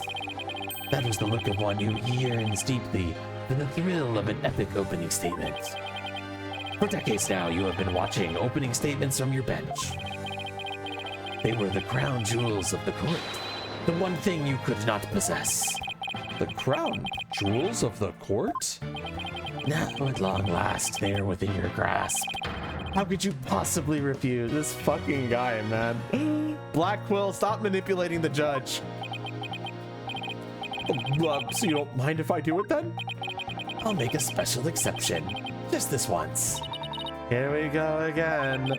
Yep, more of Blackwell's mind games. Well, in that case, I think I might go ahead and make the opening statement myself. In yesterday's session, we learned the shocking truth that the victim, Alderman Rex Cuby, was the Amazing Ninetails. We also learned that the Amazing Ninetails was a key figure in the yokai craze and anti-merger protests. It was further revealed that upon learning Rex Cuby's secret identity, Mayor Damien Tenma murdered him. The fact that the crime took place in a tightly locked room was also brought to light, and the only people in that tightly locked room were the defendant and victim. The defense proposed the existence of a hypothetical third party, but further investigation revealed no proof of a third party who had escaped the room. Ergo, we must conclude that the evidence against the defendant is, well, conclusive. Did I say something wrong? Nice tail. Thanks, Pixel. Thanks, Pixel. That was quite astonishing. You've truly outdone yourself this time. One more thing to boast about to my grandchild. Oh, this was not an unexpected turn of events. Now then, it seems the prosecution has called a new witness to testify. The inexplicable yokai evidence left at the scene of the crime. Well, does not it demand some sort of explanation? The feathers in the tracks. Weren't those left by the mayor while he was possessed? That was but an act to protect his daughter. Oh, yes, of course. I had suspected as much. Wait, did he actually believe the mayor's award-winning performance? His daughter was the one who planted the yokai evidence. Ergo, the true identity of the yokai in the mana was the mana's maid, Jinxie Tenma. Objection! The prosecution is engaging in mere conjecture. Would you care for some witness testimony then? For I am ready to prove that little scamp is the one behind the Tenma Tarma farce. Witness testimony? I bet he means Filch and that creep LaBelle. Very well then. Bailiff, would you bring in the first witness? This fucker guy again.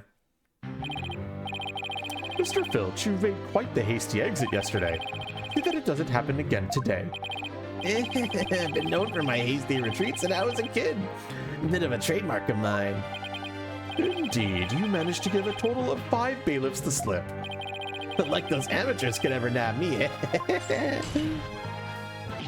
Yipes! Perhaps we should shackle you by the neck.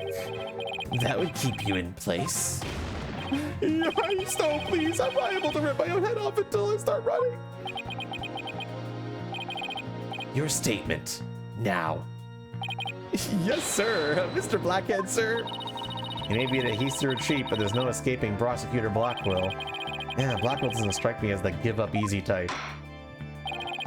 Now then, Mr. Filch, your testimony, please. Specifically, the true nature of the yokai you saw in the manor shortly after the crime.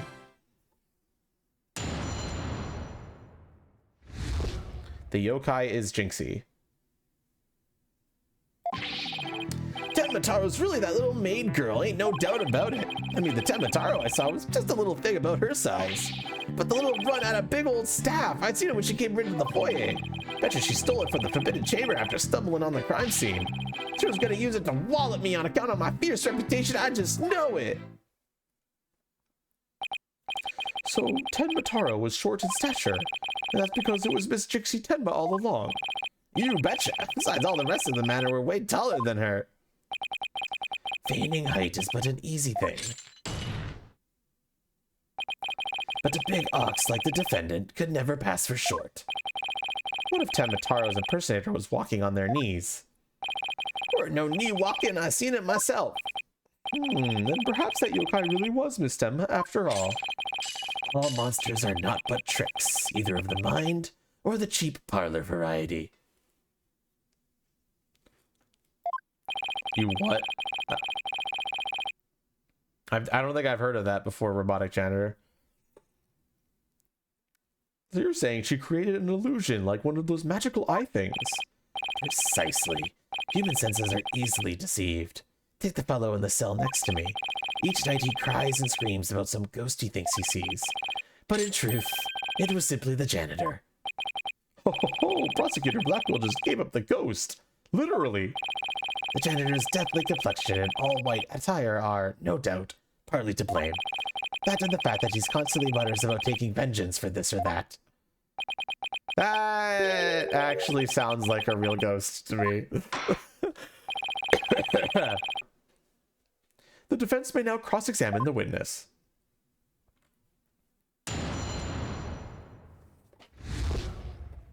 Just gonna sit up in my chair a bit. Tenmataro's really that little maid gal, ain't no doubt about it. I mean, the Tenmataro I saw was just a little thing about her size. Okay, I'm gonna press every statement until one of you tell me to present something, okay, chat? Hold it! And I'm also gonna try and figure out the answer myself while you guys are doing that. Mr. Filch, you and Mr. LaBelle mentioned something about a practice yesterday. Did you deny this so-called lesson was about what you're supposed to say in court? No, you got it all wrong. Then could you tell the court exactly what sort of lesson it was? Oh, what was it again? Yeah, and now I remember math, numbers and stuff. He's completely under Blackwell's control, too. Hey, Tenmataro was just that little maid gal, so what's the difference? The Tenmataro I saw was just a little thing about her size. I take it you got a good look at how tall the Tenmataro impersonator was? You betcha. I got a habit of sizing people up. I can even give you a primer on how to pull it off. All under the table, Notch. I got a knack for figuring out where people's pockets are and how much money they have. I size them real good before I relieve them of their valuables. Probably shouldn't be admitting this in a court of law. Yeah, that's what I was gonna say. He just admitted it to being a pickpocket in court. Does the witness hold that Tenmataro entered the foyer? All right, I do. The little one had a big old staff. I seen it when she came into the foyer. Well, you're not going to brush it all off by claiming the perp was short. Must have hit a raw nerve, because you ain't that tall yourself. Look who's talking, mister. I've got to stand on a box just to testify. They actually zoom out so you can see the fucking box. That's funny. Anyway, Mr. Filch, correct me if I'm wrong, but didn't you say the Temitaro you saw had a staff? Cross my heart, hope to die. I know because of a jingle and jangle. And where do you suppose that staff came from? The staff can say, betcha she stole it from the Forbidden Chamber after stumbling on the crime scene. I suppose you mean to say that Jinxie Tenma entered the Forbidden Chamber to get one. Well, I ain't ever seen a staff like that in the mana. There'd have to be the Forbidden Chamber. Oh, really? The stench of LaBelle is thick in the air today. Jinxie entered the Forbidden Chamber after the incident. Then she took the staff and tried to cover up her actions by pretending to be Tenmataro. I guess that's what Filch is trying to say. Could Jinxie have even entered the Forbidden Chamber if she wanted to? There was one thing I'm wondering about. Why did that yokai have a staff in the first place? Well, I've got my hunches about that. She was gonna use it to wallop me on the account of my fierce reputation, I just know it. Wallop you? And why would the so-called yokai want to do that? That little May girl never did like me. She was always hightails it when I come around her. She sticks these weird papers on my noggin. She probably thinks of him as the dreaded Tanuki monster of QB Manor or something. We need to prove that Jinxie isn't Tenmataro, but I have no idea how we're going to do that. All we have to do is prove that it was impossible for Jinxie to turn into Tenmataro. And that might be easier than you think. Really? Now's our chance. Our chance to expose the real Tenmataro for all to see. All right, chat, what are we doing? I have an idea of what to do already, but do you? Check the evidence and let me know. And here's statement 1. Tenmataro really, that little maid girl, ain't no doubt about it. Statement 2. I mean, the Tenmataro I saw was just a little thing about her size. Statement 3. But the little runt had a big old staff. I seen it when she came into the foyer. Statement 4. Betcha she stole it from the Forbidden Chamber after stumbling on the crime scene. Statement 5. She was gonna use it to wallop me on account of my fierce reputation. I just know it. Well, Storyteller Glitch, check the, Zoldo wants to present the hand cream on this statement.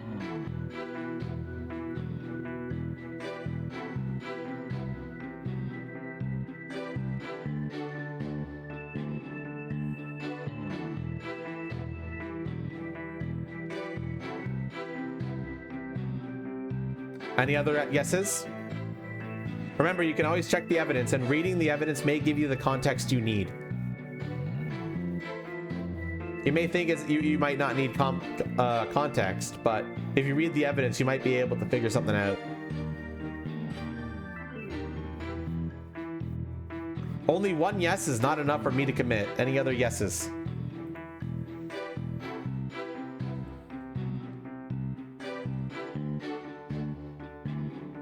You will let chat reason through this? Well, read through the evidence, you might actually surprise yourself at how much you get. And the context will come during the trial. Damn, nobody trusts you. One more yes and I do it.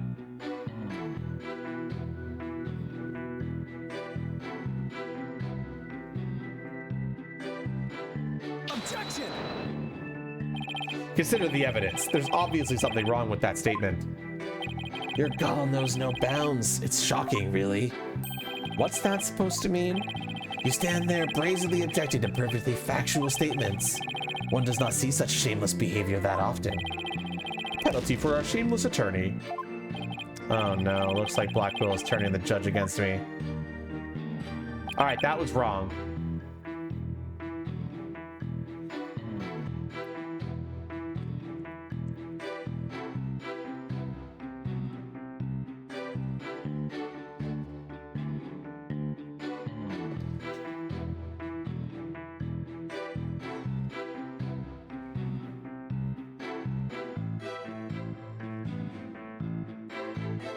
Purposely Lots Moth is saying the key.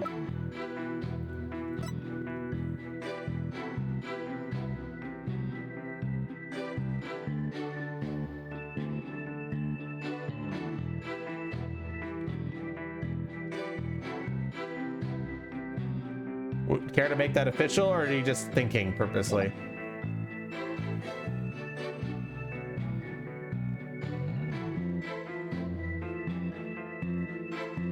Here, this might help you, storyteller. If you check the evidence, you can see like the outline of like the thing. This is where the murder took place. This is the forbidden chamber that we're talking about. Like everything, all the context for this case can be found in the evidence. Purposely, is this the statement that you want to present on, or did you want to do it on this statement?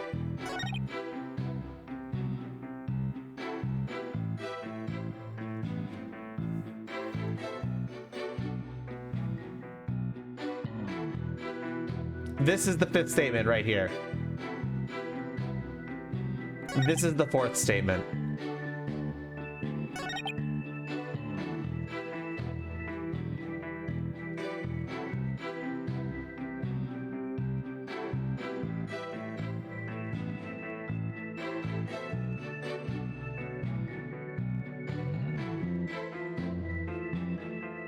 Hi, Yugi. On 4? Okay. Purposely Lost Moth wants to present this key on this statement. Do we agree?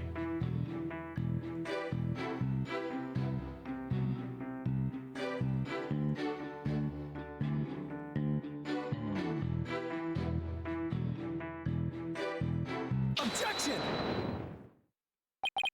It would seem that Tenmataro was, in fact, not this innocent little girl. Huh? How do you figure that? You claimed the Tenmataro you saw had one of those staves from the Forbidden Chamber. But it would have been impossible for Miss Tenma to get a hold of one. Care to elaborate, Mr. Justice? The mayor swallowed this key shortly after the murder. He wanted to keep the killer out of the Forbidden Chamber. Hey, Koba! Thank you so much for the raid! How are you doing today? Miki cute? Yes, I am cute. Objection! What's this? This key was deep in the mayor's stomach when Miss Tenma discovered the crime scene. So you see, it would have been impossible for her to get into the Forbidden Chamber. In short, the Tenmataro scene of holding that staff could not have been Jinxie Tenma.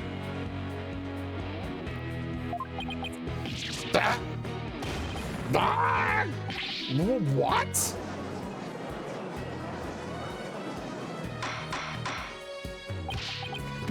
But who does the defense believe was impersonating Tenmataro?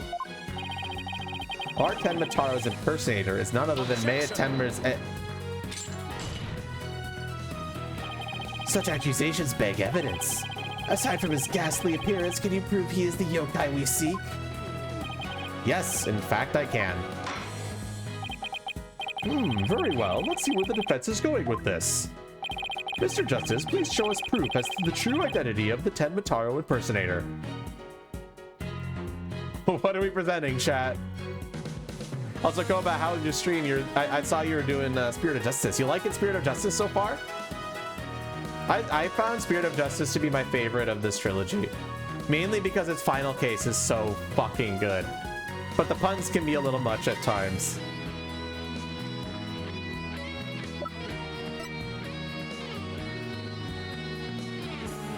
Read the evidence description, storyteller.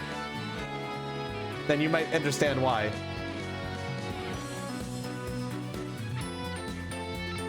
He has groaned at every pun, as he should.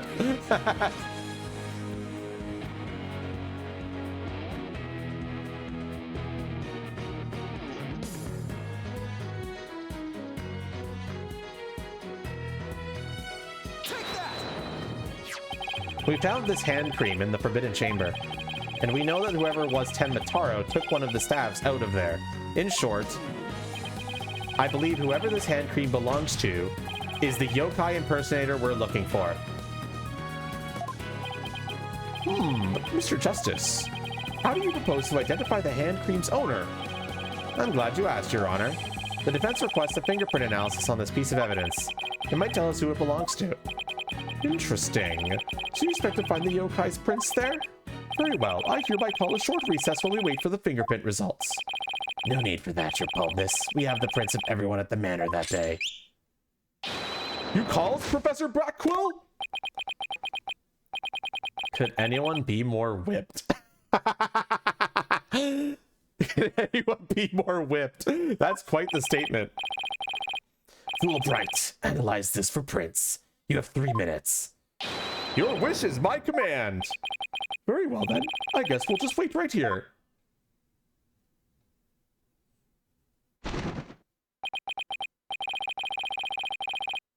We're screwed. It would seem the fingerprint analysis is complete.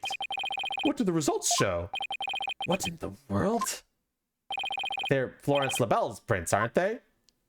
This is absurd! Prosecutor Blackwell, I'm not going to like this, am I? Don't tell me. They're Ted Mataro's prints? Fingerprint analysis has revealed that the prints belong to...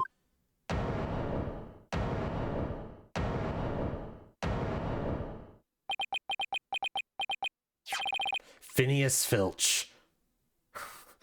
What? Well, Objection! Wait. What? What? Then Mr. LaBelle wasn't the one who entered the Forbidden Chamber? Objection! Why, you tricksy little tanuki! Explain yourself now! Sure, them prints are mine, but I mean, I did tell for that handprint from Mr. LaBelle after all. So you're the one who entered the Forbidden Chamber? So what if I did? You got a problem with it? Yipes! You fool of a tanuki!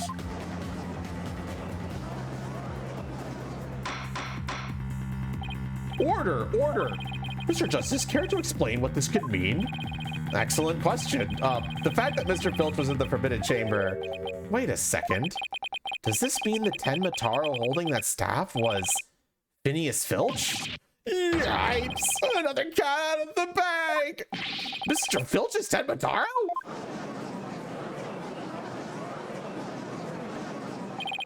I don't understand.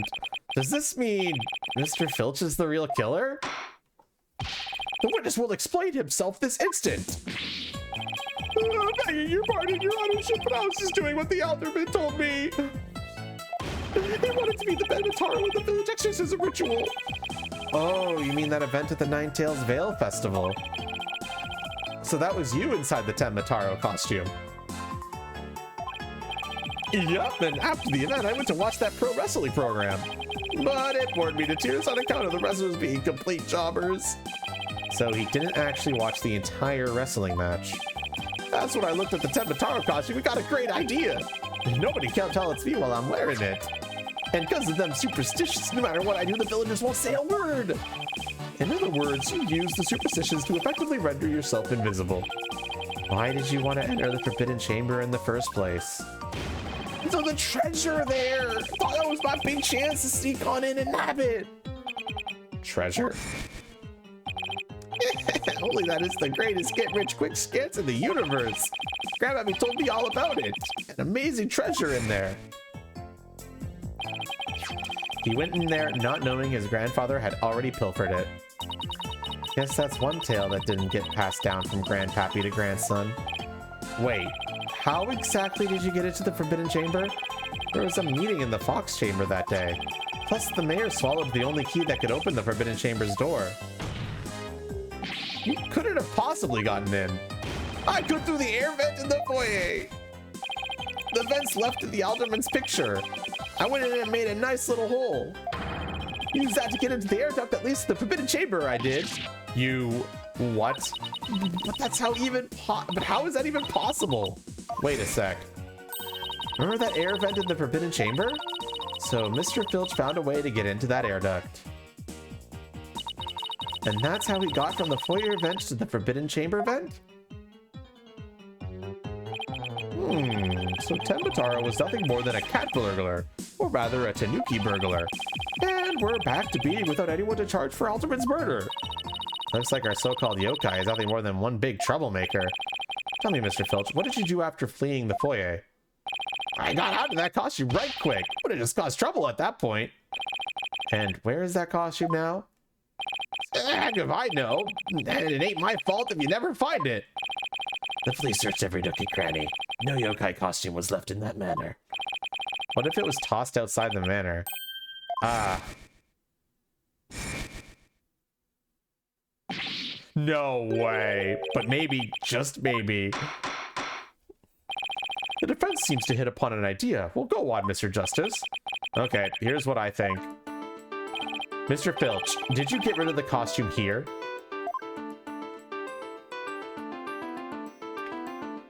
Well, chat, where did he get rid of the costume?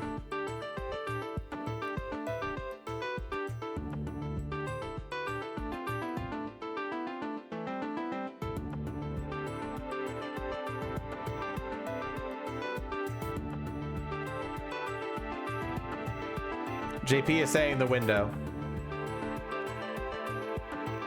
There is a cliff on the other side of this window for context.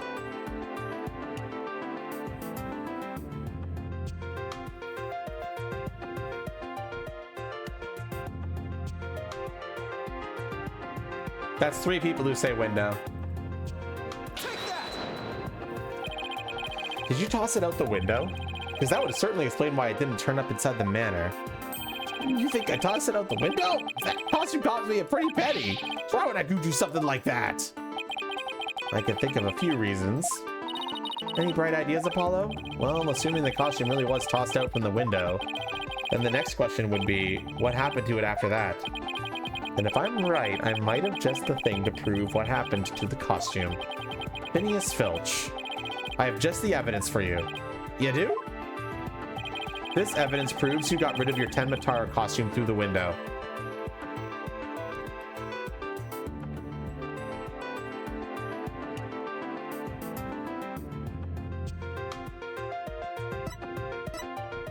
Journal?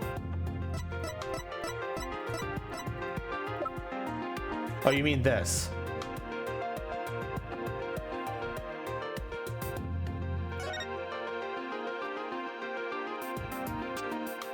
Ah, Shiny Vault Fix! Thank you for the resub. I appreciate it. This is what JP wants to present.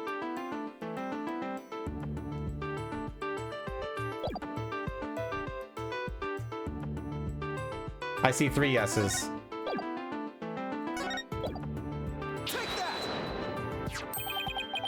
That's Tenmataro flying through the sky? Hey, Crypt Warrior. How are you doing today? And just how does that prove Mr. Filch threw his costume out the window? It's quite simple. Hey, thank you so much for the follow. I appreciate that as well. That's not Tenmataro in the photo. It's the costume Mr. Filch threw out. Oh, that's crazy talk. You ain't serious, are ya? There's a steep cliff right outside the foyer window, meaning the manor's pretty high up. The costume flew through the air after it was tossed out. That's when the photo was taken. In other words, the photo of Tenmataro really was a flight of fancy. What? Yikes! Thanks for a good paper airplane. Oh my, so there really never was a yokai. Nope. Of course not. Aw, I can't keep any of those cats back. Can I still file a claim for the lost costume? This more than proves the defense's position. Jinxie Tenma had nothing to do with staging the yokai sighting. Care to raise any objections, Prosecutor Blackwell? None whatsoever. I'll deal with that Trixie Tanuki after I've dealt with this case. We did it! Except, good going. Now all we have to do is make Florent LaBelle take the stand. Objection. Sheathing the sword a bit early, are we not? Nothing has been proven beyond a doubt. Take this tricksy little Tanuki, for instance. How do you suppose he was able to exit the Forbidden Chamber? Probably the same way he got it through the chamber's air vent. And what of the feathers and tracks at the scene of the crime? They would suggest that the Tanuki exited through the chamber door, not the air vent. Objection. But the Forbidden Chamber doesn't open from the inside. So what you're saying makes no sense. Right?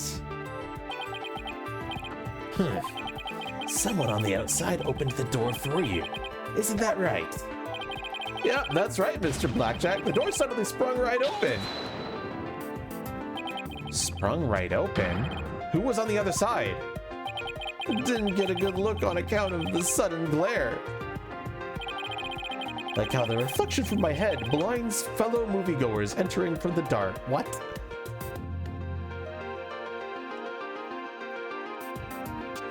What? The fuck do you... Never mind. Let's move on.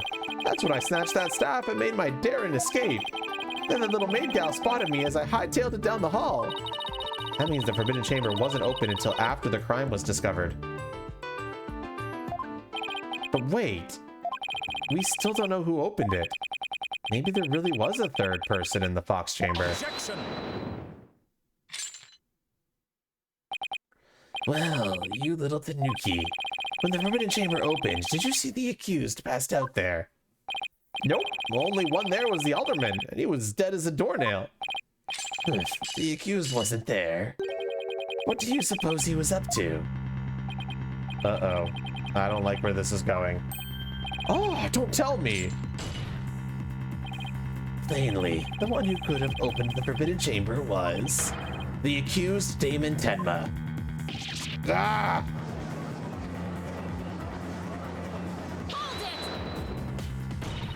Wait a second! There had to be somebody else besides May Tenma there. Really? And who might that be? Oh, well, that would be... Objection. It seems our feisty little lass has forgotten the most important thing. Evidence. I didn't forget. I was just testing your attention to details. Mrs. Sykes, you can't prove your point without proof of some sort. It's a proven fact. Sorry, I guess I put my foot in my mouth again. No, Athena, we're definitely onto something here. We are? Think about it. If Filch was stuck inside the Forbidden Chamber, one of the alibis we heard would no longer hold any water. The defense would like to call a new witness to the stand. Someone who knew Mr. Filch was stuck in the Forbidden Chamber, and by virtue of knowing this, has an alibi that no longer holds up. Not that insufferable. Very well, the court will hear what Mr. Justice has to say. Whose alibi no longer adds up?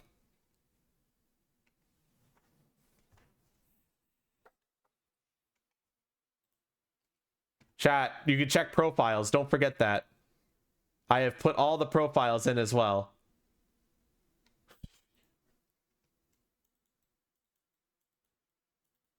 Although I don't think this one takes any introduction.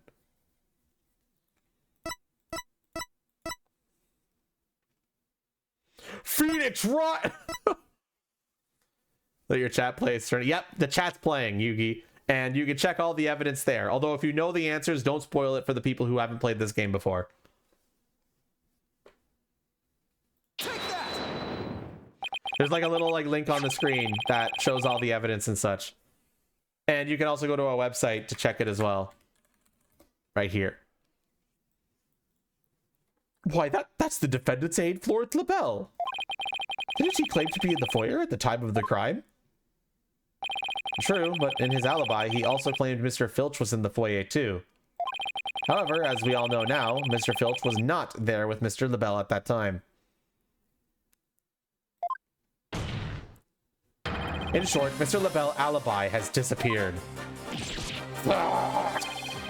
Florence LaBelle's alibi was one big lie. Isn't that right, Mr. Filch? I reckon there ain't no keeping that cat in the bag here neither. It's all Mr. LaBelle's idea. He told me he'd button his lip about me breaking into the Forbidden Chamber, and in return he said we vouched for each other's alibi. Shame on you, Mr. Filch. Perjury is a serious crime, you know. Aw, shucks. Mercy, your honorship. Mercy. No mercy for this bitch. Arrgh. I also assert that the person who opened the Forbidden Chamber for Mr. Filch was none other than Florence LaBelle.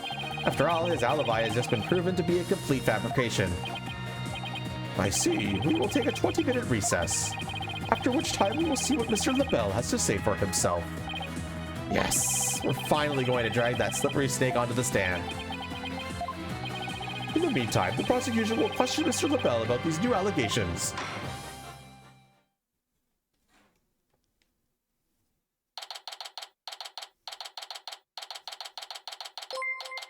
Hey, Yugi, thank you so much for the follow.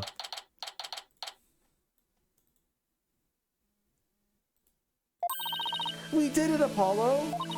We finally dragged Mr. LaBelle into court. Yeah. Hey, why the long face? I just can't help but feel I'm missing something important. Plus, Prosecutor Blackwell's bound to mount a counterattack. You really are a worrywart, aren't you? It'll be fine. That mystery figure opened the Forbidden Chamber for Mr. Filch. Had to have been Florent LaBelle. I know, but that's not what's bugging me. I wish I could put my finger on it, though. At any rate, the big showdown with Mr. LaBelle's up next, so chin up, Apollo.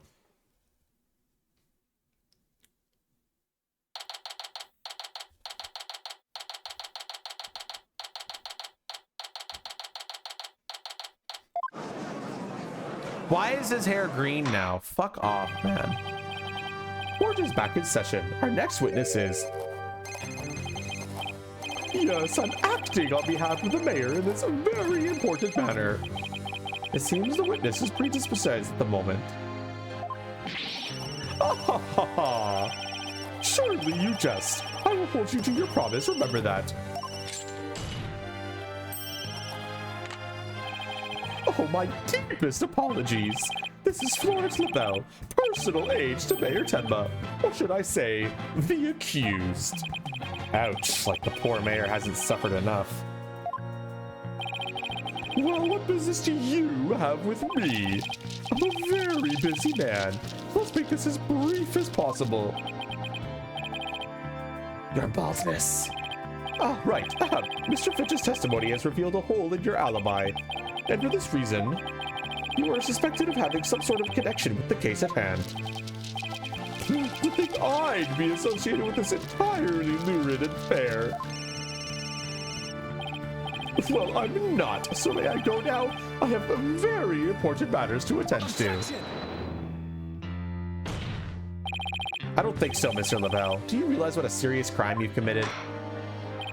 Witness, you are being accused of perjury. This is your chance to clear the air. Fine, the truth is I faked my alibi for a very good reason. The mayor was obviously the killer, so I created a fake alibi to confuse the matter. You see, as his personal aide, I felt I had to protect him. Sorry. You think this is funny? Without your alibi, you're a suspect too. What were you really doing at the time of the crime? Peasant! How dare you accuse me, one of the beautiful people? Stop stalling and tell the court what you were really doing at the time of the crime. Silence.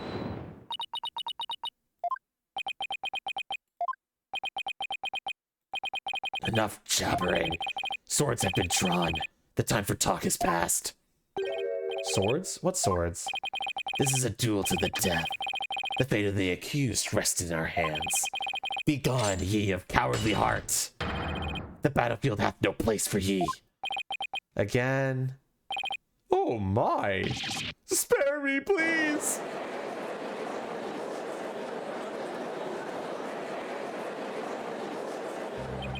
So much for sturdier shackles. Ah! Those chains hindered my vow that heads would roll this day. This gives keeping your head on a court a whole new meaning. Will the witness please deliver the accused death knell? You know of what I speak. Most certainly! His goose is already cooked! Time to stick a fork in him! Whatever he has to say can't be good.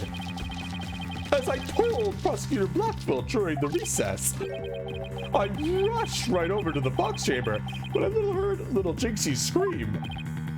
What? Then, drumroll please, I saw Mayor Tenma opening the Forbidden Chamber doors.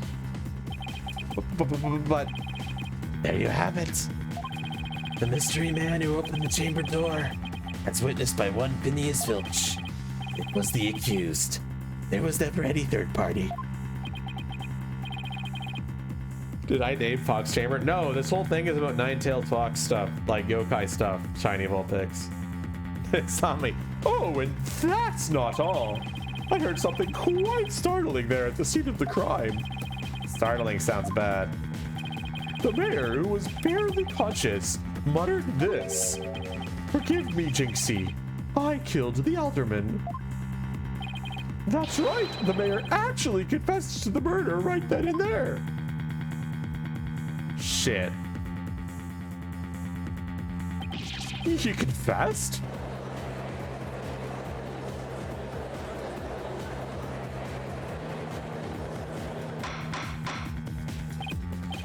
Order in the court. This is quite conclusive testimony if it stands. Just so, and quite astonishing, I might add. I only learned of this fact during the recess. I just love surprises, don't you? That's why I saved the best for last. Consider it a gift from me to you. No way. I don't believe Mr. LaBelle heard the mayor confess. What, is this really true? Did Mayor Tenma really confess? It is indeed. During that last recess, I confirmed it with the mayor's daughter. It would seem Mayor Tenma actually did confess. That testimony is quite favorable to the prosecution. Mrs. LaBelle, yes, I called earlier about the party reservations. That's right, and I'll be calling my little shindig Mayor Tenma's Conviction Gala. A splendid time is guaranteed for all. Oh, but the mayor in his defense.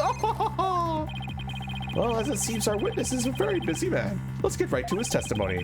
Mr. LaBelle, please tell us what you saw when you came upon the scene of the crime.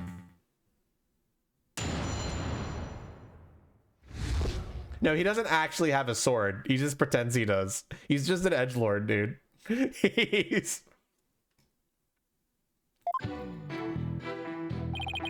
I was in the hallway hiding in the shadows. That's when I heard the confession. Upon learning of her father's crime, little Jinxie fled without ever noticing me. Immediately after that, the mayor came to, stood up, and opened the forbidden chamber. As I ran in terror, the demon emerged from his prison. In shock, I fled down the hallway to my right, to the one with the phone at the end.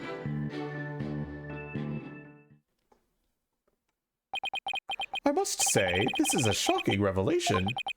Quite unexpected. To think the defendant actually confessed then and there to his crime. Perhaps the guilt was too much to bear, so he confided in his daughter.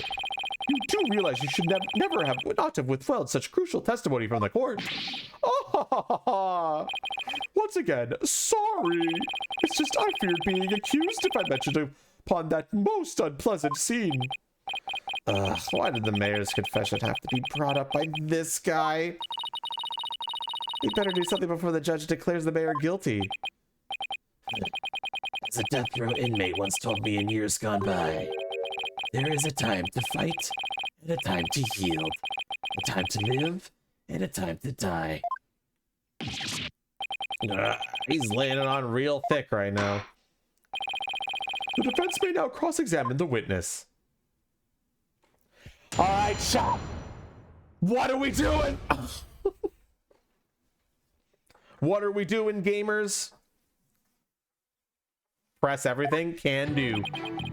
I was in the hallway, hiding in the shadows. That's when I heard the confession. You claim that the mayor confessed to his daughter. Are you sure about that? Has it? You won't dare ask such a question if you truly understood. True beauty is never wrong. It's not? No, beauty is carved deep in the DNA. That means I'm programmed to always be right, even when I'm wrong. I'm not following. These exquisite ears like flowers abloom, these eyes that shine like pearls, this hair like the finest silk. Nothing can corrupt the truth they hold. Right. The witness will hurry up and explain this truth of his. Specifically, what did Jinxie Tenma do upon hearing the confession? Upon learning of her father's crime, little Jinxie fled without ever noticing me. How did Miss Tenma appear to you? Oh, the poor little thing seemed positively heartbroken, all teary-eyed and whatnot. I couldn't help but shed a few tears myself after seeing her like that. You actually sympathize with Jinxie?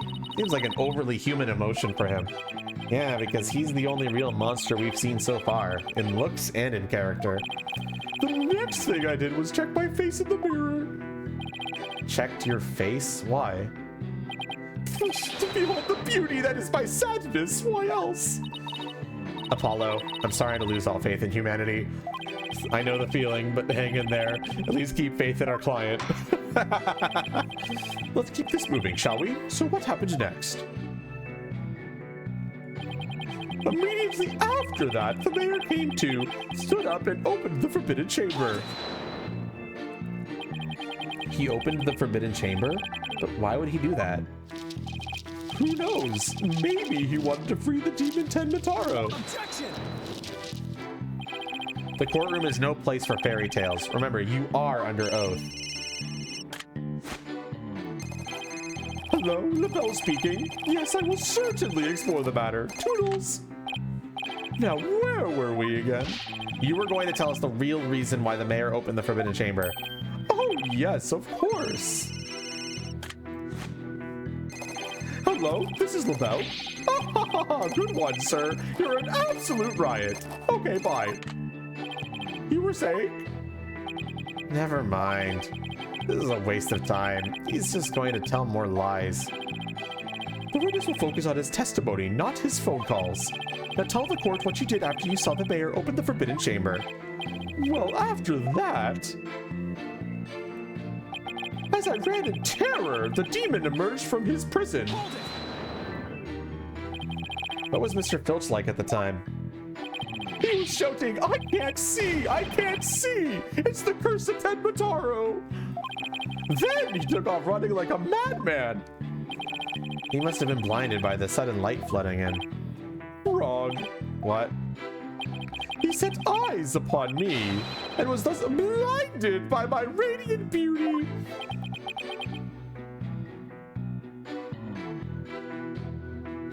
Fuck it, just don't. So it was the curse of Florent LaBelle rather than Tenmataro. Yes, I'm afraid such beauty can be a curse. It's almost criminal. The only thing criminal here is your ceaseless jabbering. Now get on with your testimony. Oh, forgive me your darkness. Let's see. Oh, yes. I fled for dear life from Tenmataro. In shock, I fled down the hallway to my right, to the one with the phone at the end. So after you fled into the hallway with the phone at the end, Tenmataro ran off towards the foyer? Precisely! Notice any inconsistencies, Apollo? Well, Jinxie also saw Tenmataro, right? She did. She said they passed each other in the hall after she made that call to the police. Well, if LaBelle fled down the hall where that phone is, Jinxie would have seen him when she was returning from making her call. Oh, right. And if she saw him, she would have definitely asked him for help. Right. It just doesn't make any sense. Time to review the evidence. If we don't find some way to poke a hole in his testimony, Mayor Tenma is as good as guilty. This is bad. Very bad. We need to find an inconsistency, a mistake, some kind of conflict. It's all over if we can't find a flaw in the prosecution's case. Alright, chat, what are we doing? Review the evidence. So just as a refresher, this is statement 1. I was in the hallway hiding in the shadows. That's when I heard the confession. Statement 2. Upon learning of her father's crime, little Jinxie fled without ever noticing me. Statement 3. Immediately after that, the mayor came to stood up and opened the forbidden chamber. Statement 4. As I ran in terror, the demon emerged from his prison. Statement 5. In shock, I fled down the hallway to my right, to the one with the phone at the end. Which one are we doing, chat? JP wants to present Jinxie's testimony on this statement.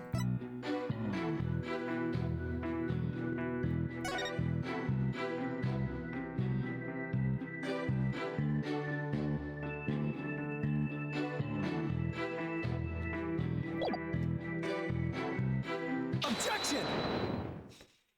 Honestly, the game kind of spelled it out to you when you pressed that statement, so... The game kind of tells you very clearly and very obviously. Florent LaBelle, you're lying about having witnessed these events from the hallway. What on earth do you mean? Yes, care to fill the rest of us in, Mr. Justice? If Mr. LaBelle had really fled down into the hall with the phone in it, he would have crossed paths with Miss Tenma. What's this? After she discovered the crime scene, she immediately went to call the police. Then, after making her call, she went back to the main hallway, whereupon she encountered the demon yokai, or whatever you want to call it. As for me, I call it Phineas Filch in a Tenma Taro costume.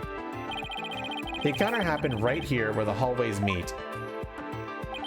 As for Mr. LaBelle, if he had fled here feigning escape from the yokai imposter, why yes, the two would have crossed paths. Right, except Mr. Tenma told us that there was no one else in the hall. In short, Miss Tenma did not see you in the hall because you were never really there. My eyes, my beautiful eyes! Not such a fabulous scent now, is it? Well, Mr. Justice, the witness also stated that he heard the mayor's confess. He was lying about hearing the confession from the hall. And where was he when he heard it? Inside the Fox Chamber. Where else? But isn't that within the very crime scene? It is, Your Honor, and that means he's not really a witness. Rather, he's the third party I've been alleging this whole time. What? You think I'm the killer? How dare you? Silence. Foolish fop. A true man knows when he's beaten. A shield of lies comes to naught before a foe with the sword of truth bared. Prosecutor Blackquill, what are you? I thought we were on the same side. You are mistaken. There are no sides here save for my cold, steely edge of judgment. You are alone upon this battlefield, with naught but your lies and sickly sweat perfume. Whoa, what just happened? Blackwell's really tearing into him. You heard the mayor's confession from the inside, did you not, you deviant dandy? For the sole location from which you could have seen and heard the mayor and the Tanuki, without either of them noticing you were right there in the Fox Chamber. Oh my, so that's how it's going to be. Fine, I'll come clean then. Seriously, you admit to being there in the Fox Chamber? I do. I did enter that room after the murder. But I was afraid of being falsely accused, so I lied about it. Ace Attorney, committing perjury is just a regular Thursday. Yay! I feel terrible about lying like that, but it's a verbal cologne I use to protect myself. You are under oath. Stop committing perjury. You better explain yourself, Mr. LaBelle. Yes, of course. I was just about to get to that. Is it a Thursday in game? I don't know what day it is in game. They probably told me at the beginning of this thing. Committing perjury like it's a Tuesday. Yep. Perjury is only a scolding. Yep. The witness is skating on thin ice. I'll remind you that perjury is a very serious crime. You don't act like it. You don't act like it, bitch. You think perjury is a serious crime? You don't fucking act like it, bitch. Now let's hear your testimony again, this time without your perfume of lies.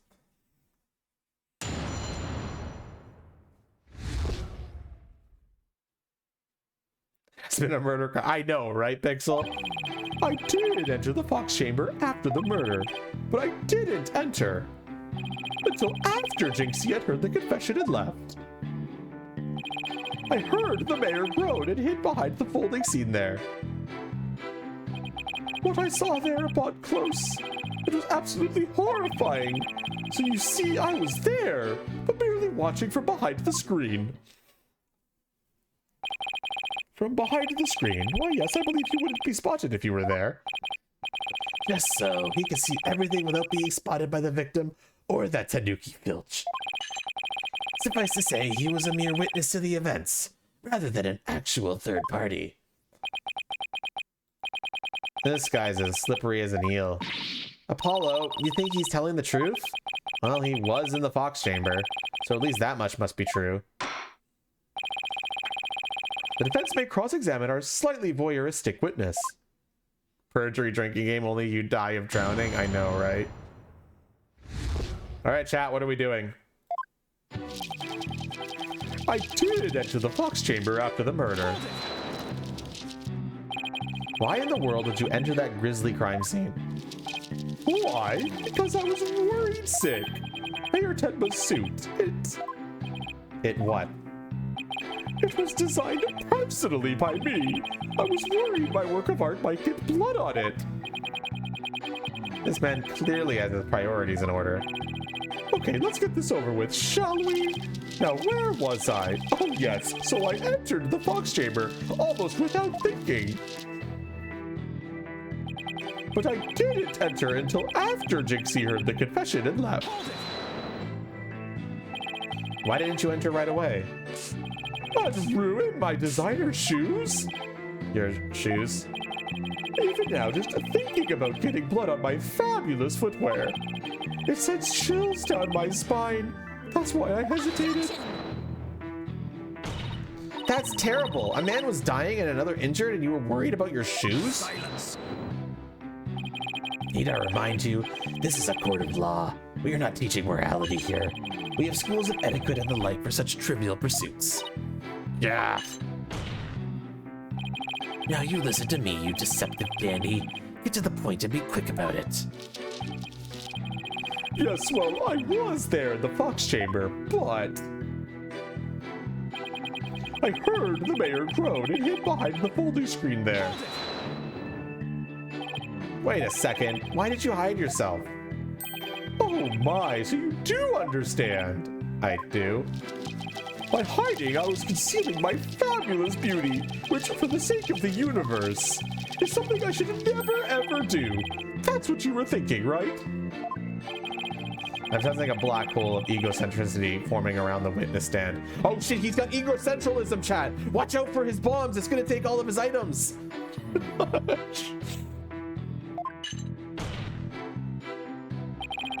We can deliberate his mental process another time.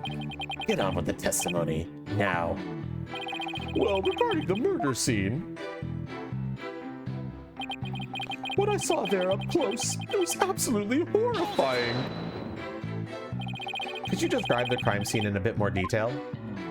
Then what exactly would you like details about? Well, what I'd like to ask you about is...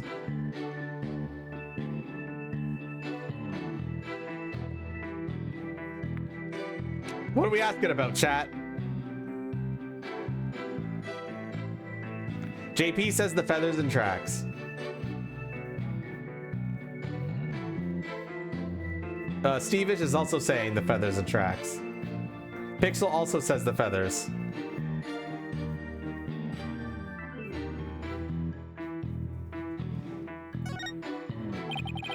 What? Yeah, nothing's stopping us from asking everything, but you'll get to the truth faster if you get it right first. I don't know. What do you remember about the yokai feather and tracks? They resulted when Tenmataro exited the Forbidden Chamber. He came out in quite a rush, gathering feathers this way and that. Did you immediately know it was Mr. Filch?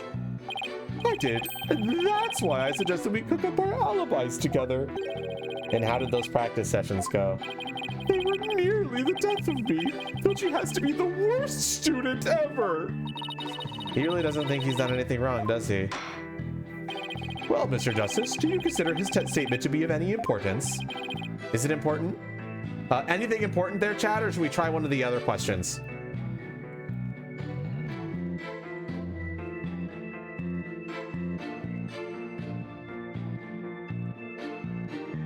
Try other questions? Okay. It's probably not particularly important. No, Your Honor. The witness may proceed. All right, then. I would just like to add that it was a terribly grisly screen.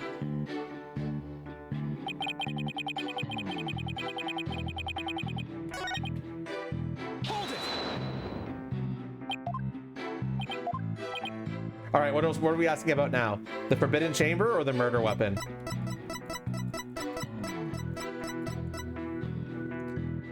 JP says the Forbidden Chamber.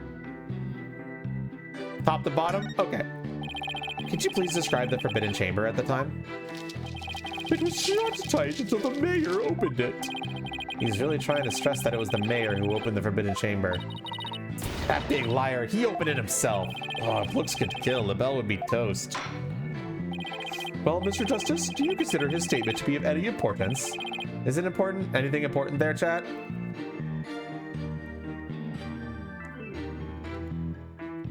Nah.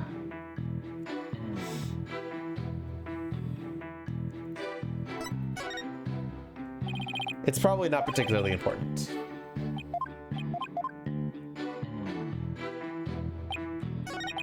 Hold it!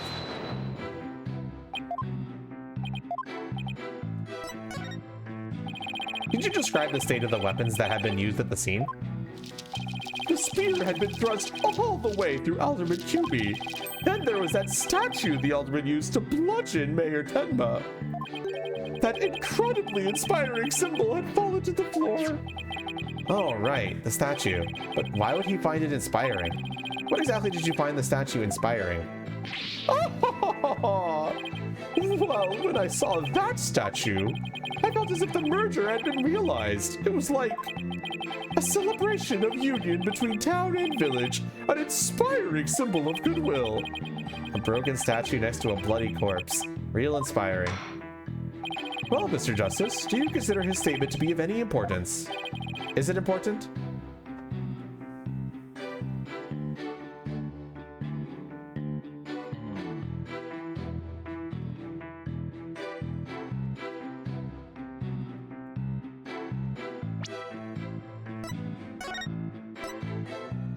Oh yeah, this picture is different. I needed to update that, but the sprite's different.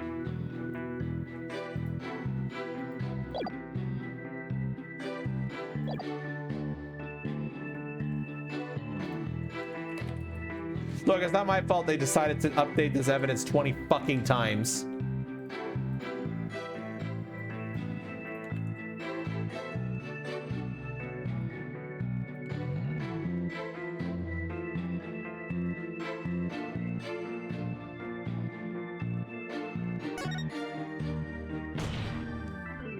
I believe that to be extremely important. I request that it be added to the testimony. A statue had fallen to the floor. It was a token of goodwill celebrating the municipal merger. Are we doing anything with the statement, chat?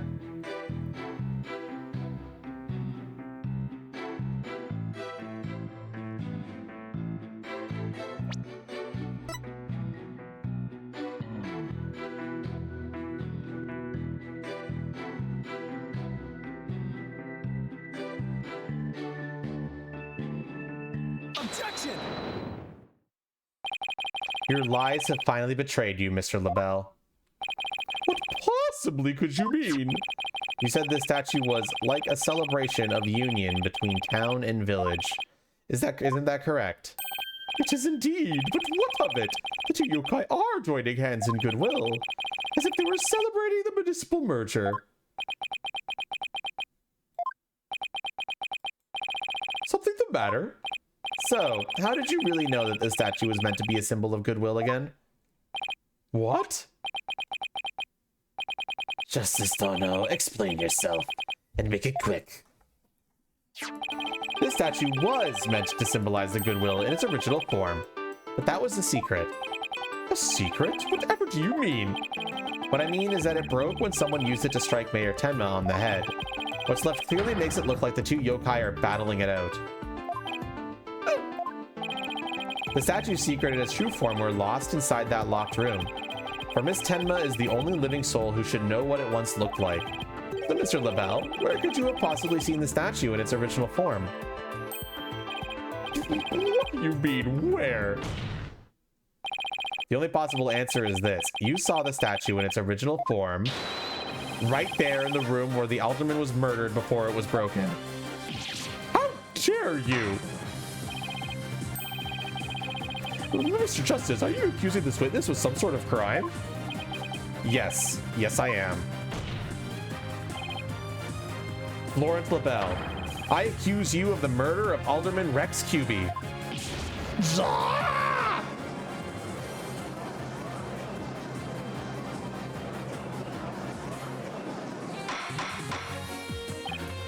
Order! Order!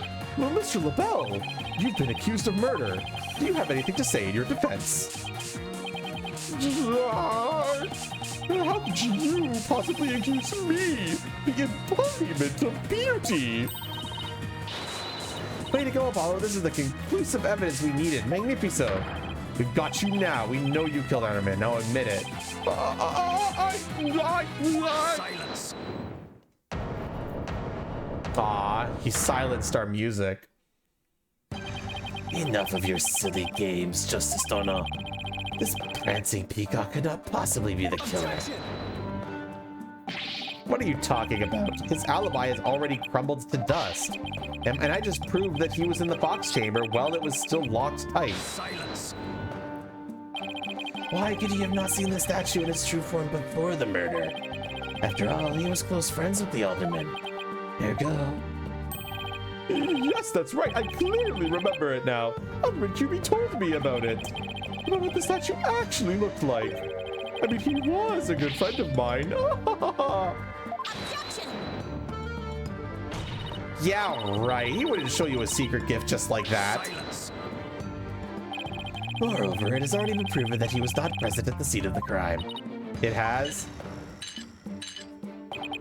Forgotten, have we? Recall the little scamp's statement, if you will. When Jinx Tenma unlocked the Fox chamber, she saw the alderman and the mayor collapsed therein, and no one else. Oh, dang it. The fact is, it was you two who made that apparent in yesterday's court session. Thus, Florence LaBelle could not possibly have been in that locked room.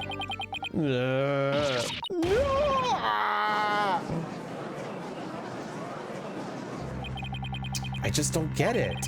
How could Jinxie not have seen LaBelle? The proof is incontrovertible. No room for debate exists. Am I not right, your baldness? It does seem awfully conclusive. The facts point to the defendant and the victim being the only people in that locked room. Moreover, the defendant has already confessed. Objection. Silence. Wow, I didn't even get the chance to say anything, bitch. You cannot defend the indefensible. Your role in this charade is over, Justice Donna. But Your baldness. This trial would last an eternity for keep crossing blades with these simpletons. It is high time you brought down the hammer of justice. a point well made. I believe it's time to declare a verdict. This court finds the defendant, Damien Tenma,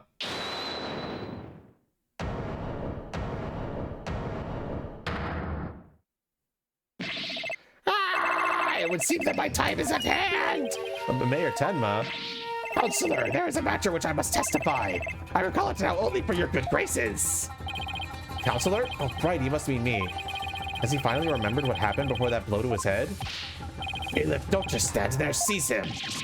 It's no good, I can't restrain him. Know me in despair, for I am Tenmataro, demon lord of the yokai.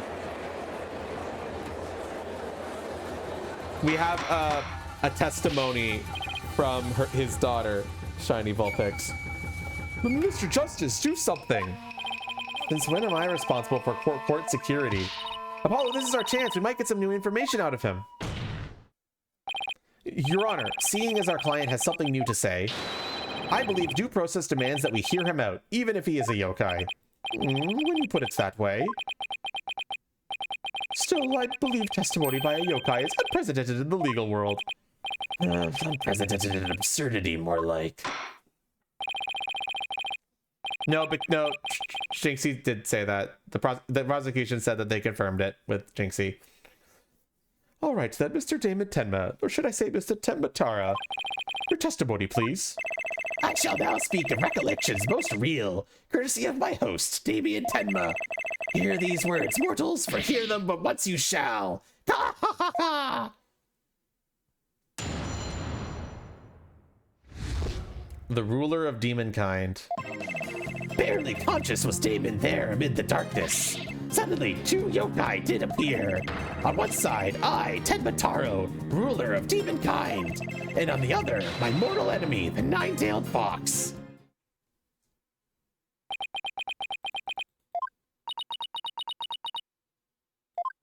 I agree, Stevish. So is the defendant asserting that the room he was in was very dark at the time? Strange as it may be, yes indeed, all was in darkness.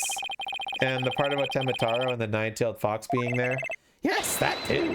Tenmataro towered overhead, and the nine-tailed fox glittered gold. Ah, I call animal abuse, Your Honor. You see, the defendant's recollections are not to be trusted. Yes, well, truth be told, my host's recollections are still a bit fuzzy, as if half-dreamt that happenings lingers in his mind. Apollo, maybe I can help here. Really? Oh, you mean... Yeah, I can hear it. The discord in his heart. I sense an unusual emotion in the mayor's memory of the event. Okay, I just hope our findings don't come back to haunt us again.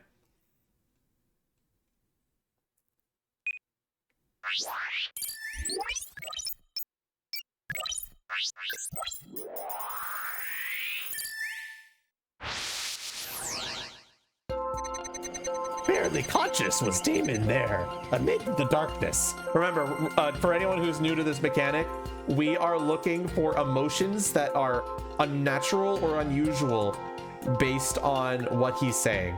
So happy, angry, sad, or fearful, surprised, or shocked. So barely conscious, and he's like feeling afraid here. So I'm just gonna go through it slowly, and you tell me when you notice an emotion that doesn't make sense, okay? Suddenly, two yokai did appear. And if you can't see this, like it should be like I know I'm covering it, but you should still be able to see when surprise is lit up. Okay, storyteller, have a great night. On one side, I, Tenvataro, ruler of demonkind. And on the other, my mortal enemy, the nine-tailed fox. It sounds like the mayor saw the same thing as what's shown on that scroll. What's with those Tenmas in their yokai vision? I think it's sweet how father and daughter could share something like that. I don't think a shared nightmare really qualifies as sweet. Anyway, all I need to do is point out an unnatural reaction like last time. Right, look for places where an emotion conflicts with the testimony. That conflict usually indicates a thought or emotion that's being suppressed.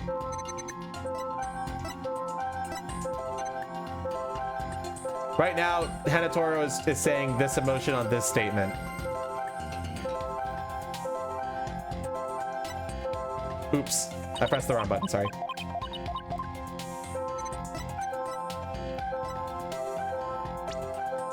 Got it.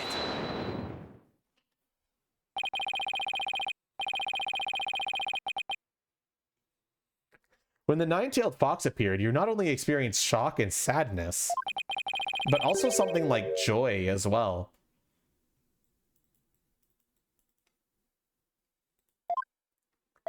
Joy? Perhaps it was joy at the light coming to my eyes at long last. A long and terrible creaking did pierce the silence. And then there was light. Or reflection, it was a door that did produce that infernal racket.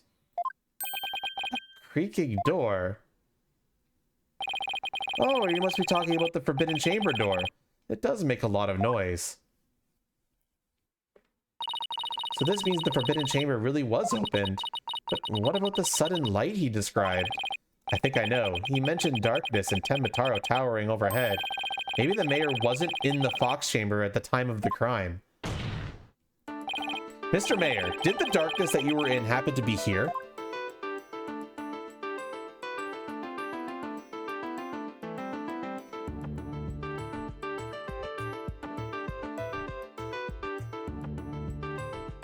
Well, chat. JP says Forbidden Chamber, Forbidden Chamber, Forbidden Chamber. That's 3 people saying it. That's enough to confirm. The Forbidden Chamber? Was it not the Fox Chamber where the murder did occur? Yes, but it all makes sense if you were in the Forbidden Chamber. That terrible creaking sound was probably the Forbidden Chamber's door opening. And the towering Tenmataro you saw? Most likely the Forbidden Chamber statue. Why, yes, that would explain it. The darkness in the staff and the demon's grasp.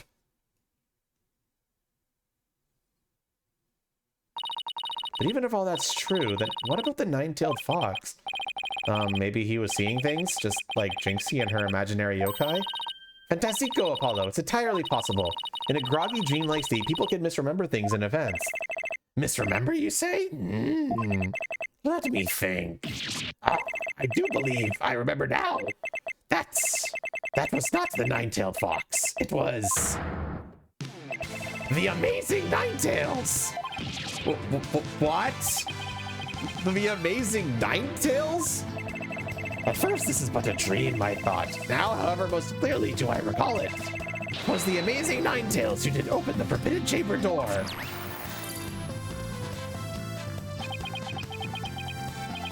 I'm sorry I asked. The amazing Ninetales, but that was the victim, Alderman QB, right? Yeah, why would he open the forbidden chamber? Wasn't he trying to keep it sealed?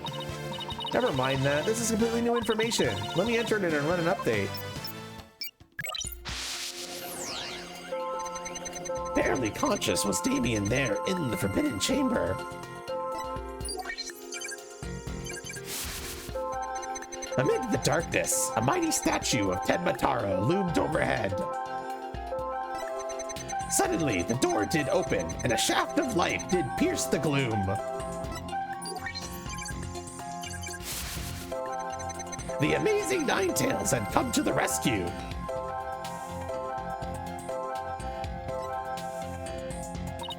What do you suppose the amazing Ninetales was up to? Good question. Could have been trying to free the mayor from the forbidden chamber? But why help an enemy like that? Wasn't he opposed to the mayor's merger plan? Well, at least now we know why the room suddenly lit up. Must have been a huge relief for the mayor. I mean, just thinking about being trapped in that pitch black room freaks me out.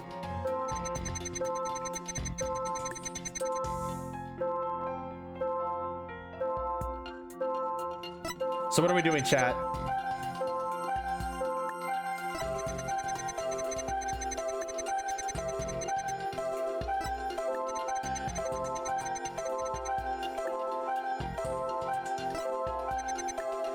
What JP said? This one?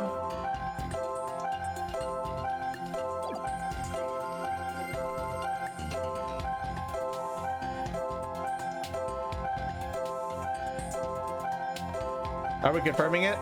Okay, that's enough people confirming. Got it. When the amazing Ninetales opened the chamber, banishing the darkness within, you felt joy, but didn't you also feel shock and sadness? Yes, in the hazy depths of my mind, I do recollect something of that nature. I believe it was the fiend's cape of red. For when I did behold it, a great wave of sadness did inexplicably watch over me. A cape of red? Apollo, we've reduced the noise level. Oh, but there's still a little left. There, Tenma, why were you sad when you saw the red cape?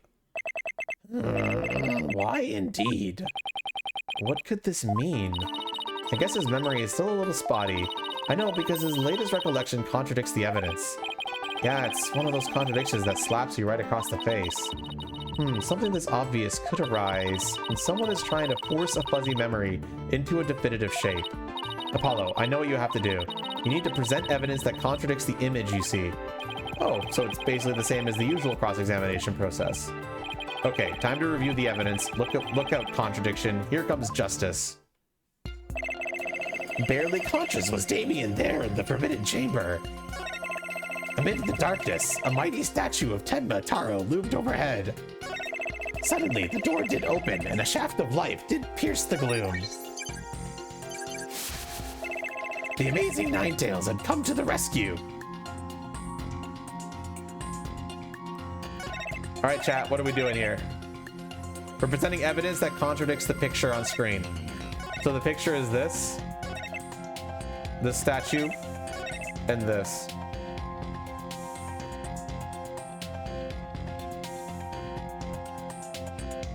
What should we do in chatters?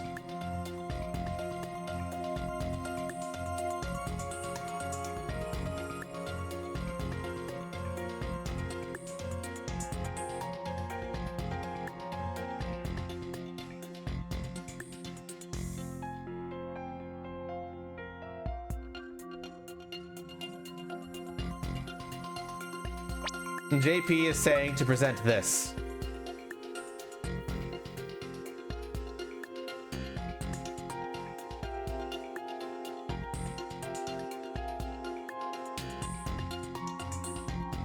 still here? Thanks for still being here.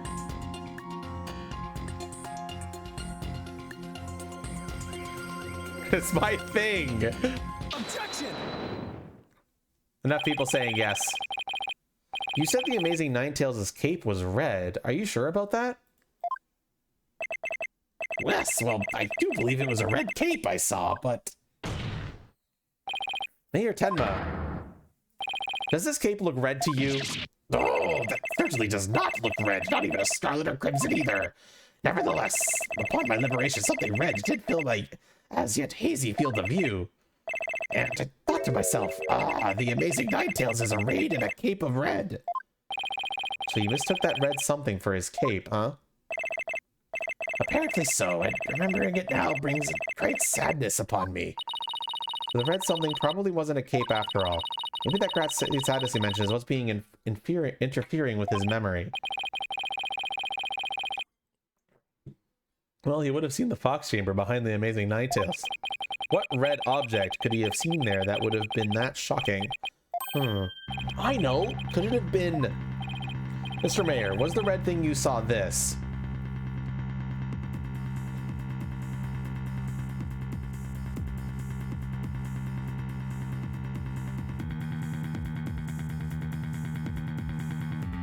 Well, chat, what was it?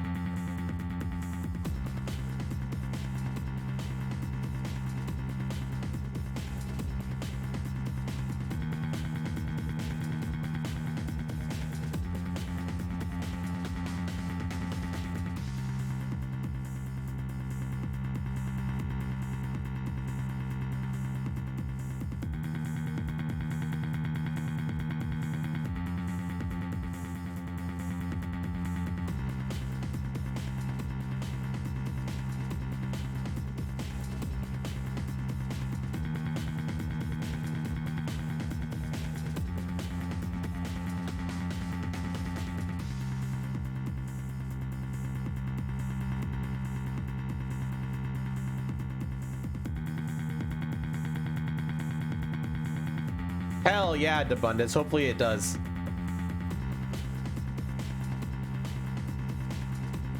Also, how are you doing today?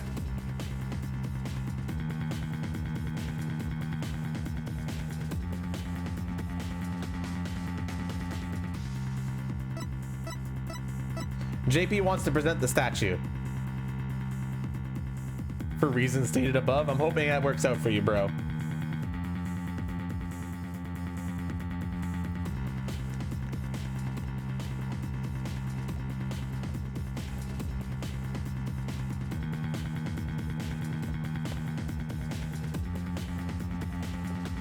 Yep, it says in the bottom left corner how to do it.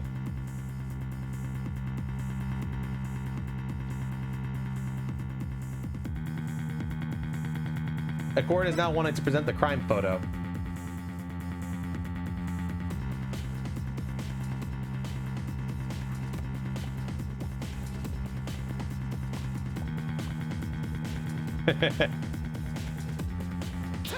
That's enough yeses.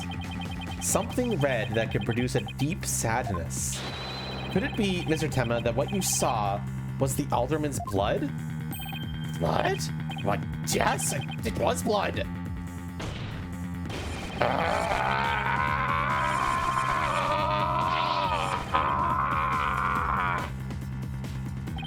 It's all coming back to me now. It wasn't a red cape that I saw. It was lying behind the Amazing Ninetales. The alderman's bloody body.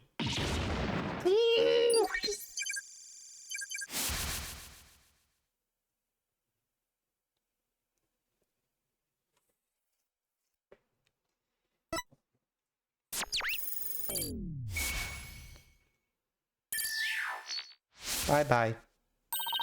His noise level is down to 0. I think he's remembered everything now. Does this mean the Amazing Ninetales killed Alderman QB? But the Alderman was the Amazing Ninetales. How exactly would that work? Hey, I asked you first.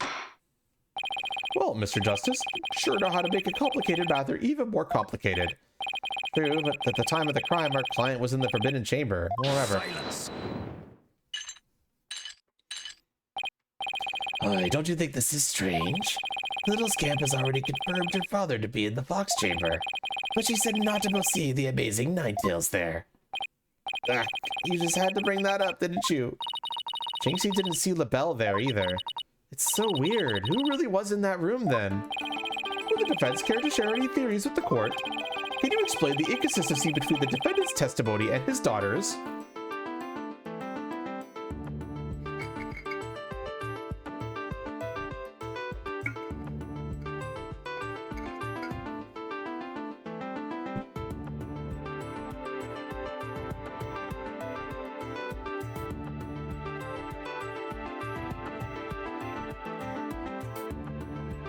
Well, chat, what are we selecting here?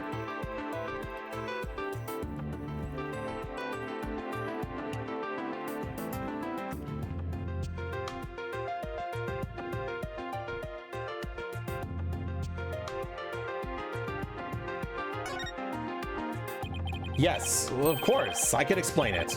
Because if I don't, we're in serious trouble. Not with more of your bluffs and fairy tales, I trust. Fair warning, Justice Dono. I shall have your head if you fail to explain this. What about a good old-fashioned penalty? I'm just gonna save real quick.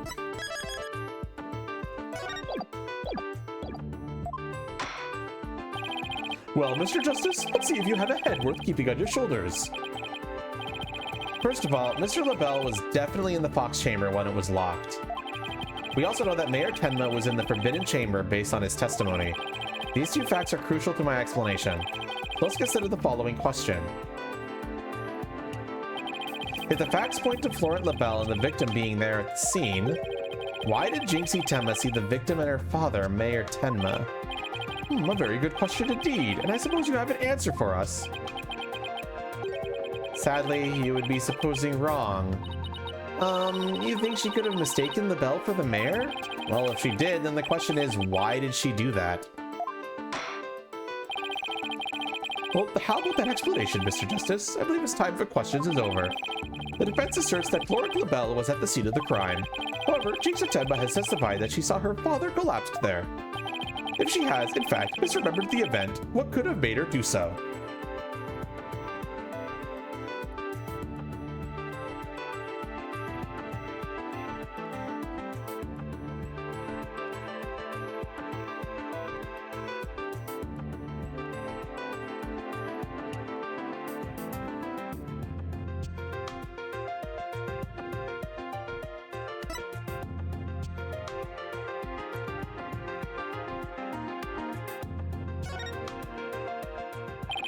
The figure Mr. Tenma saw was not her father. It was Florent LaBelle disguised as Damien Tenma. Silence.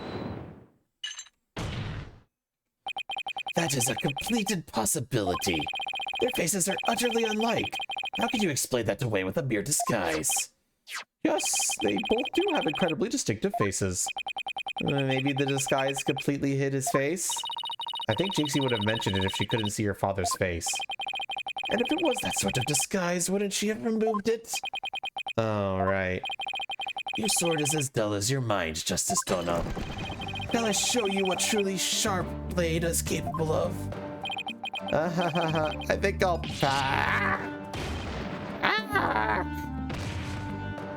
And he's dead.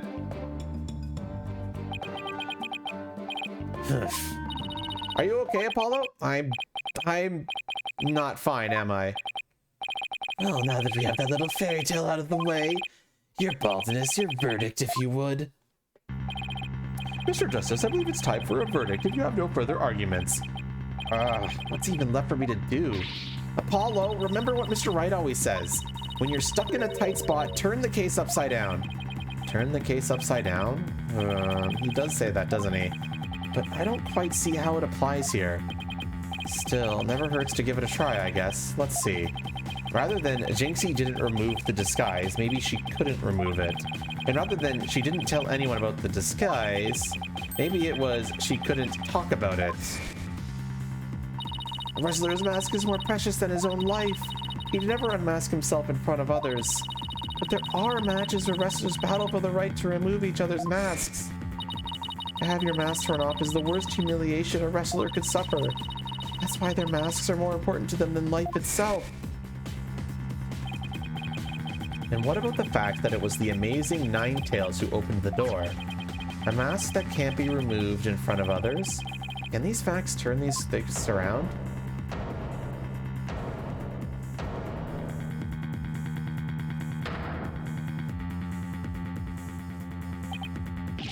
Ah! We got it all backwards! Apollo? I think we might have made a huge mistake. Your baldness, I see no need to further indulge them in their silly little farce. The defense has no proof. They never did and they never will. Though it seems I must announce my verdict. Objection!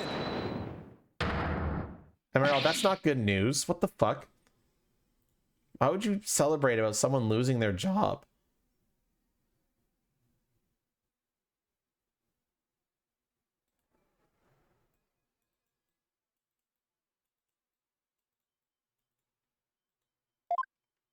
Oh, I mean, I guess, but like, I hope they were actually harassing. Do you now? All right, but this better be good, Mr. Justice. We can solve the remaining riddles by turning all of our assumptions upside down. Why Jinxie Tenma mistook Mr. LaBelle for her father. Why she couldn't remove the costume or tell anyone about it in the first place. These riddles are inextricably linked to the Mayor Tenma's secret identity. A shocking secret identity that will turn the entire premise of this case upside down. This piece of evidence clearly reveals the Mayor Tenma's secret identity.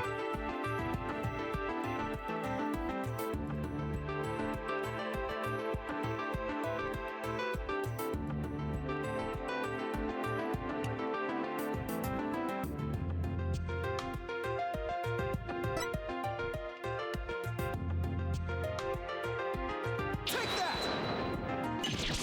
that! What absolute claptrap! Poppycock balderdash! We thought the alderman was the amazing Ninetales and the mayor was Tenma Taro. That's why we believed the mayor killed the alderman in his lust for Ninetales' veil. And it was the basis for the prosecution's entire case against our client. However, we got the whole thing backwards. Mayor Tenma wasn't Tenma Taro at all. He was the amazing Ninetales.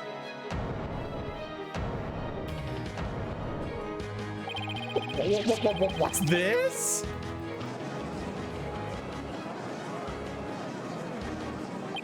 You best explain yourself, Justice Dono, and from where you derive such a far-fetched conclusion.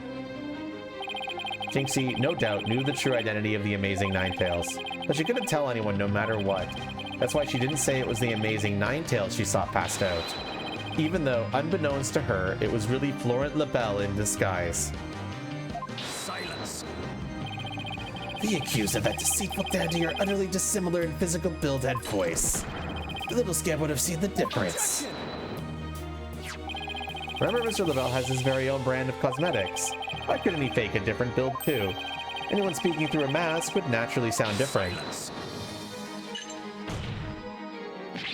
Why did she not simply pull the mask off? Objection!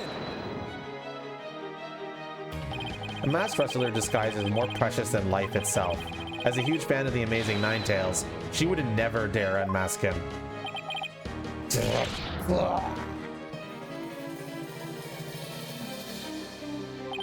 This case of mistaken identity also explains the riddle of the locked room. Then by all means, Mr. Justice, answer it for us already.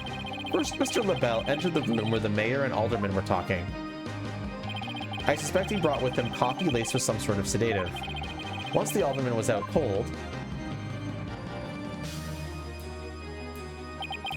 that's when Mr. LaBelle killed him. Next, he took the mayor, who had also drugged, into the Forbidden Chamber. Then he returned to the Fox Chamber, slipped into some of the mayor's spare clothes, and completed the disguise by donning the amazing Ninetales mask. With the entire charade in place, Mr. LaBelle then let out a scream. The scream that led Jinxie Tenma to the scene. Ah, so then the person who said I killed Alderman QB was... Yep, that was Florent LaBelle in disguise. The mayor never actually confessed. Huh. This is no more than guesswork and speculation. Now stop your jabbering and... No, you twisted samurai. This time you stop your jabbering and let me finish making my case. Once Mr. Tenma left the scene, Mr. LaBelle, still wearing the mayor's clothes and mask, opened the forbidden chamber, so he could drag the mayor back out into the fox chamber. Oh, so the amazing Ninetales the mayor saw was... Right, it was LaBelle opening the forbidden chamber. The second time Mr. LaBelle opened the door to the forbidden chamber, he happened to catch the thieving Mr. Filch by surprise. Startled, Mr. Filch in his Ten Mataro disguise ran as fast as he could away from the room. As he did, he left behind with him a trail of feathers and tracks, and gave Mrs. Tenma the scare of her life in the hallway. With no one left to witness the events that had occurred, Mr. LaBelle then proceeded to drag the sleeping mayor back into the fox chamber. I see, well, that all certainly does make sense. Then, after dragging the mayor back into the fox chamber, Mr. LaBelle threw the mask out the window and fled the room. Silence. For this absurd theory to work, it requires that the defendant be the amazing Ninetales. However, he was the one pushing for the municipal merger. That such an individual could possibly be the amazing Ninetales is preposterous. The mayor was blackmailed into pursuing the merger. Mrs. Tenma's life would have been in danger if he had openly voiced his opposition. That's why he created a secret identity as the amazing Ninetales. This is madness. No one could possibly hatch such an in-plain plot. No one except a killer is insane in the plot, and I'd say Laurent LaBelle is more than he qualifies. Thanks for the prime sub, Shiny. Foolish mortal, it's at your own peril that you forget who I am. Mayor Tenma, it's okay now. Jinxie will be safe just as soon as Mr. LaBelle is arrested. You are the amazing Ninetales, aren't you?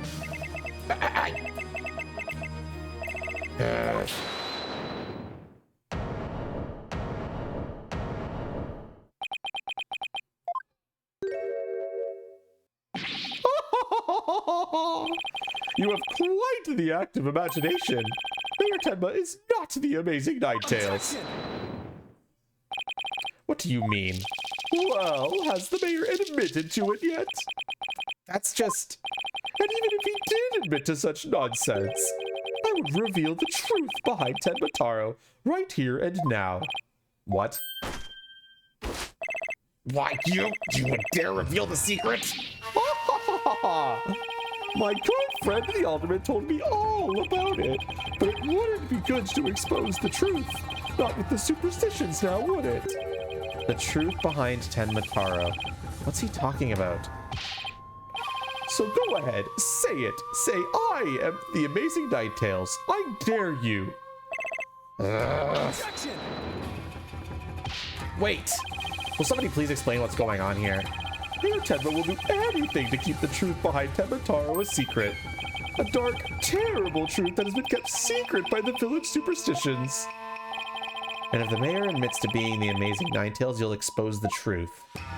Right, I won't have him walking free because of some nonsense you made up. So what now, Justice Dono? Without the mayor's admission, your theory is as useless as you are in battle. I'll show you who's useless. Apollo, don't you dare give up now. I know. Your Honor, I believe Mr. LaBelle's statements warrant a thorough cross-examination. After all, the true identity of the amazing Ninetales is the cornerstone of this case. You do have a point there. Please answer this court, Mr. LaBelle. Is the defendant the amazing Ninetales or not?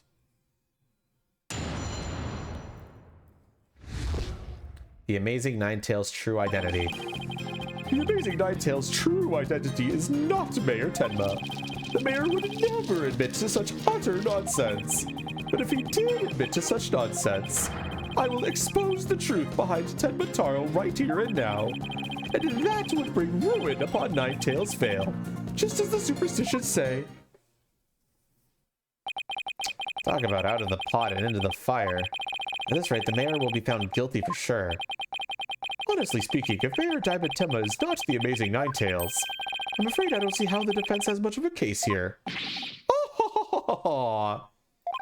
And let's just believe it at that, shall we? We all know Alderman QB was the amazing Ninetales anyway. I mean, that's how Ninetales made a comeback. The Alderman was so popular. There's gotta be a hole in that testimony somewhere. But I don't even know where to start. Because we don't have any proof that the mayor is the amazing Ninetales. Then we'll just have to get him to admit it himself. But if he admits it, LaBelle's going to expose the secret behind Temataro. Oh, we were so close, I know it! The defense may cross-examine the witness.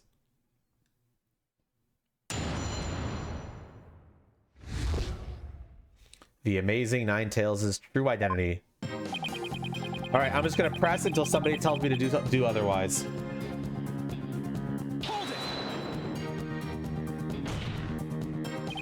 This whole case only makes sense if the mayor is the amazing Ninetales. I know you used his mask to create this illusion of a locked room murder. Silence. Nothing more than idle speculation. You've no evidence now, have you? Mr. LaBelle knows what the statue originally looked like. That means he had to be in the Fox Chamber while it was still locked tight. Oh, sorry, but I heard about the statue from Alderman QB. If you don't believe me, just ask him. Oh, but what's that? The Alderman's dead? Looks like the joke's on you, my sweaty little friend. Apollo, you mind if I wring his neck? Wait in line, because I'm going first. Temper, temper. Anyway. The mayor would never admit to such utter nonsense. The only nonsense here in this court is you and your assertions. Tisk tisk, such anger is terrible for the skin, you know.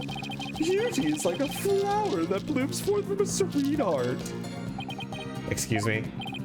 I wouldn't expect a wilted peasant like you to understand.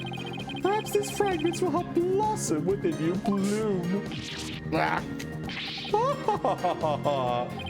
You liked that, didn't you? Enough jabbering about blossoms and whatnot.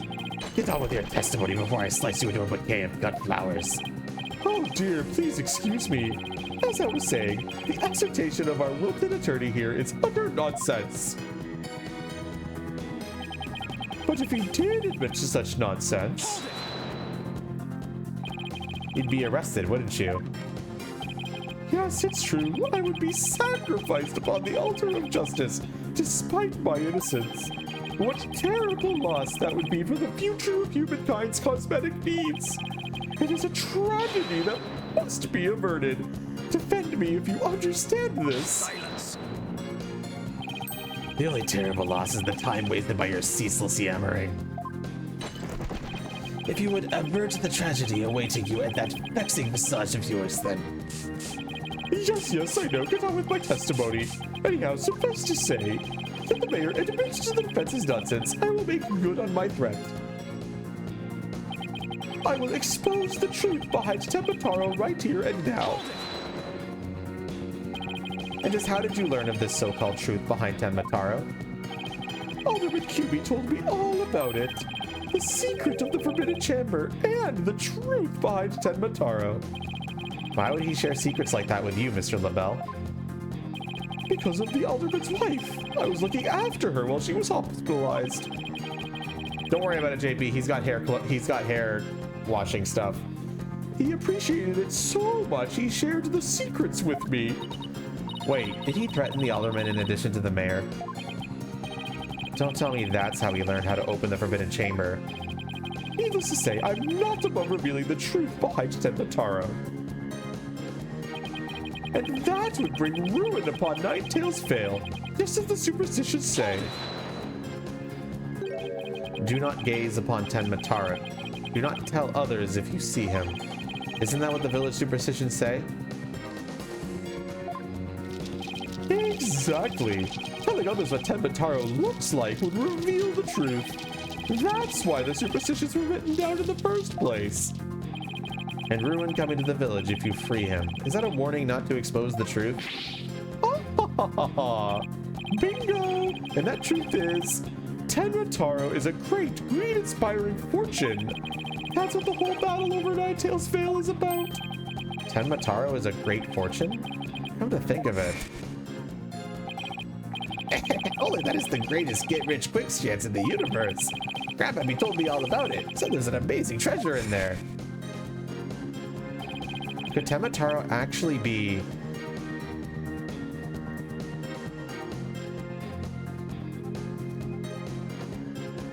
Well, chat.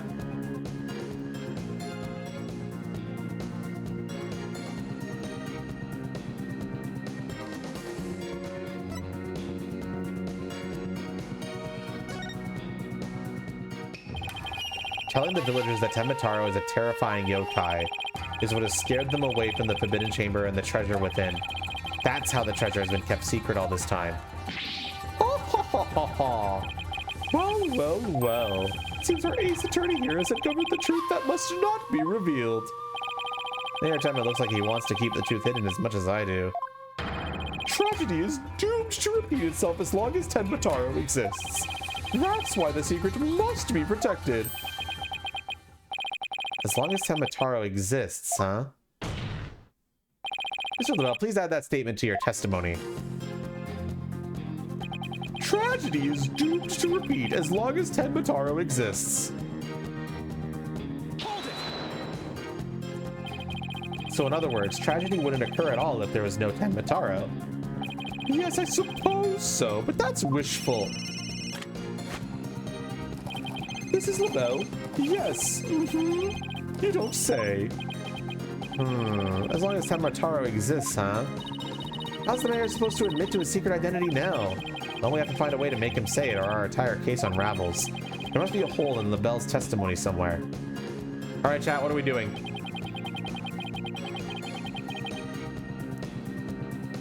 This is the new statement that I got from pressing right here. It's statement 6. What are we doing, chat?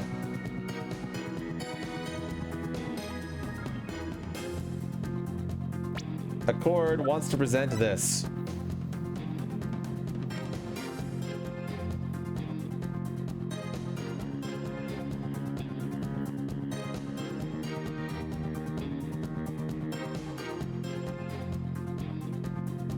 This is a true idea. Of course, Sandre. Of course. How you doing today?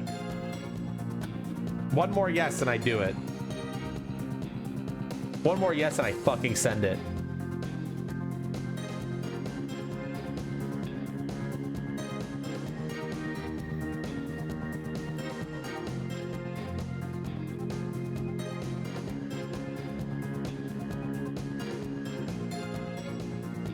Chat, work with me here.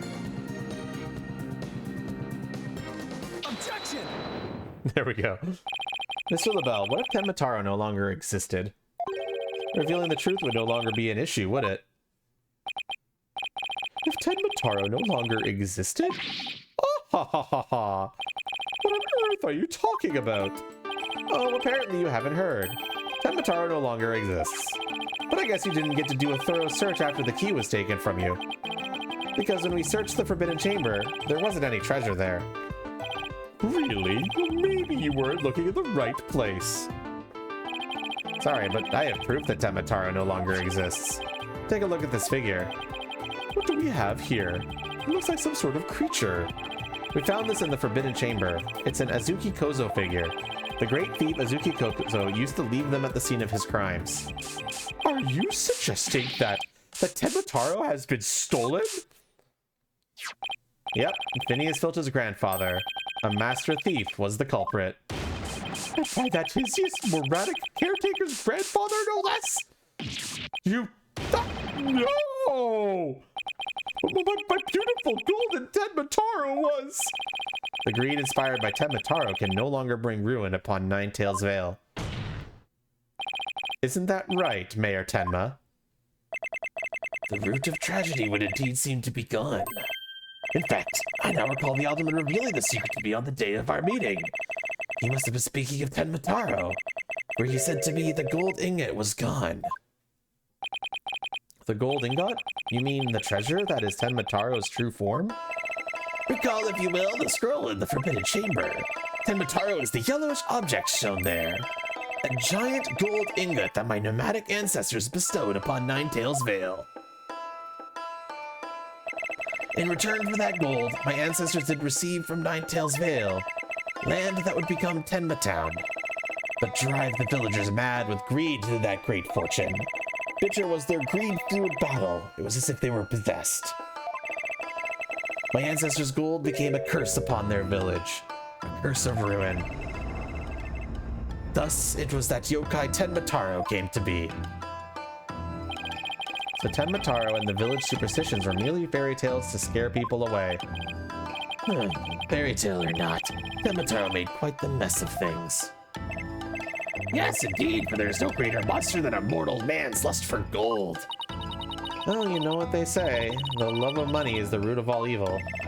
My ancestors did a terrible thing here to Ninetales Vale. A thing so terrible that Tenmataro, a monster just as terrible, had to be created to keep it a secret. Yeah, I'm fine. Yet we have naught but love for the little village to which we owe our very existence. Tenmatown would never seek to take over Ninetales Vale in a merger. Oh my, that was quite a shocking lesson in history. Mr. Mayor, now that we know Tenmataro no longer exists, are you ready to admit your secret? You are the amazing Ninetales, aren't you? No, don't do it! Please, no!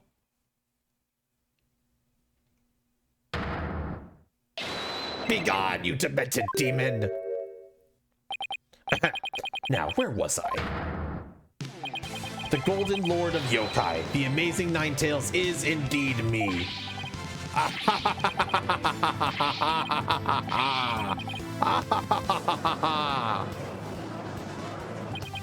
And that means Jinxie. Yes? The man wearing the mayor's clothes who you saw collapse in the Fox Chamber. Was he wearing the amazing Ninetales' mask? Uh-huh. That's what made me think it was Papa. He said he was going to reveal his secret identity to Alderman QB that day, so it really wasn't Papa I saw there, was it? It was Florent's ideas from the start. He advised me to reveal my secret identity to the Alderman. Yeesh, Rube Goldberg machines have less elaborate setups than the Bell's scheme. You may rest easy now, little Jinxie. That monster's deception is through. The true facts behind this case have finally come to light. Mayor Tenma did not kill Alderman QB, but Florent LaBelle did. How dare you, peasant! No! Silence.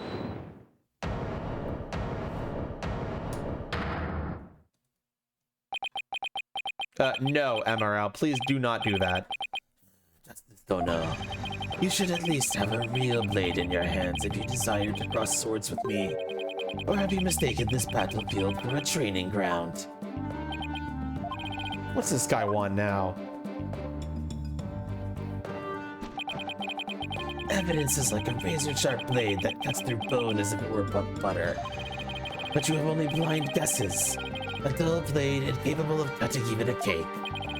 He has you there, Mr. Justice. After all, evidence is everything in a court of law. But they're right. Let's see some evidence. Of course, a perfect being like me wouldn't leave any incriminating evidence behind. This is the final battle. Just as a samurai must live and die by the sword, you will live or die by the evidence you hold. A swift blade of judgment awaits. Now present your conclusive evidence, or don't you have any? Oh, crud. Do I have anything conclusive? Do we, chat?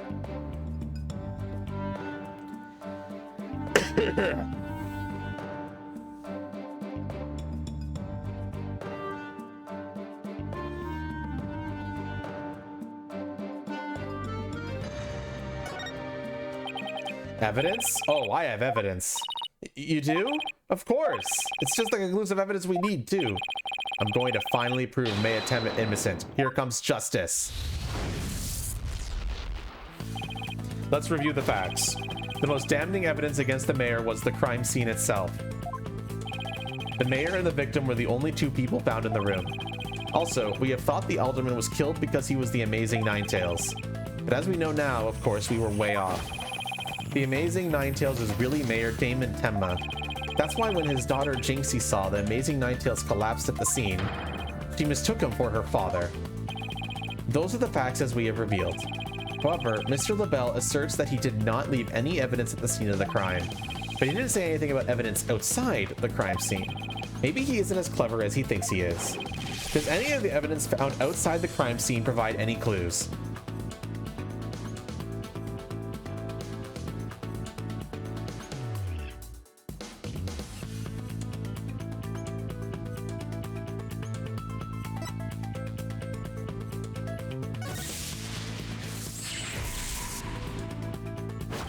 Oh, I know. The amazing nine-tailed mask. It was found washed up along the river. What sort of clue does the mask hold?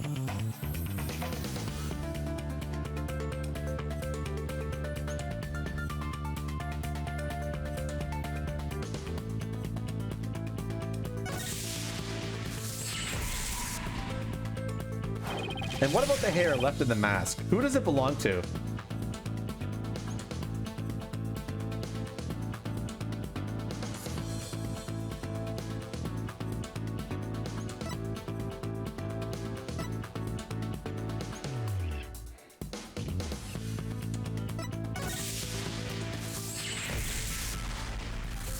The white hair is LaBelle's. That hair is Florent LaBelle's. Yes, now that's what I call conclusive evidence.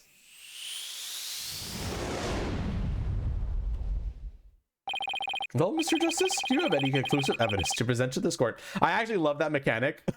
It's probably one of my favorite things they added in this trilogy. Every case ends with a kind of like brain blast moment now. It's fucking, I actually like love it. The presentation of it is fun. Of course I do. Observe this mask, if you will.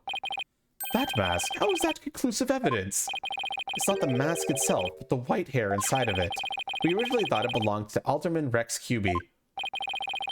Yes, but the amazing Ninetales, as we know now, is Mayor Tenma, so... That is correct. So the question is, whose hair could this be? And the answer to that is the last person to have worn it before it was discarded. That would be you, Mr. Florent LaBelle. What are you talking about? I've never had hideous white hair like that.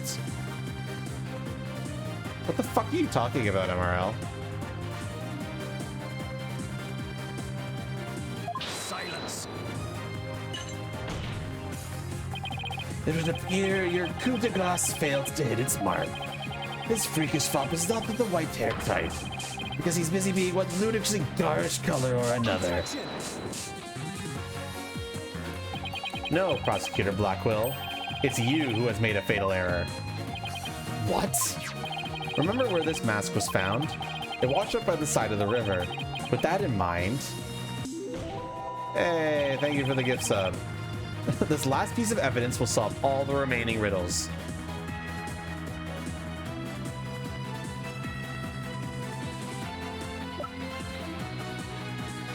This is what the court is presenting right now.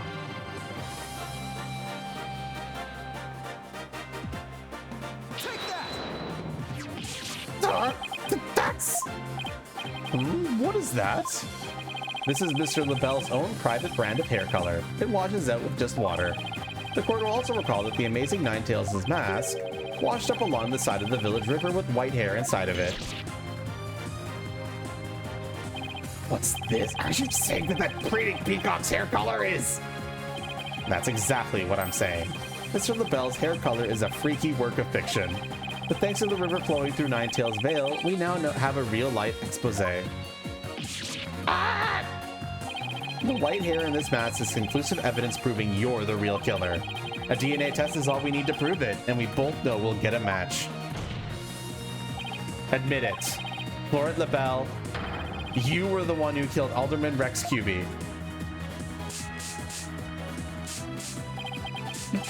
You peasant! How dare you!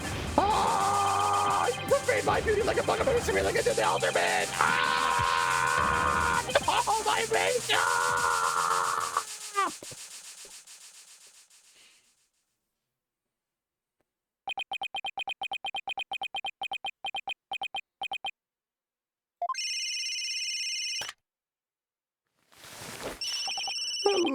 Mrs. LaBelle?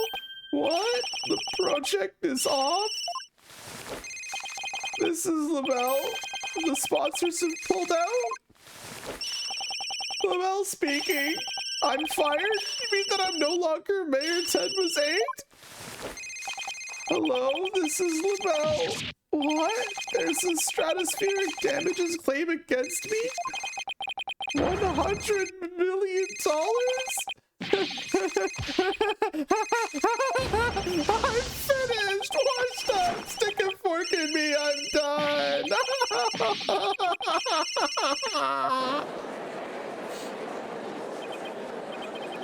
This is preposterous. I Simon Blackquill defeated? Order! Order! Order in the court!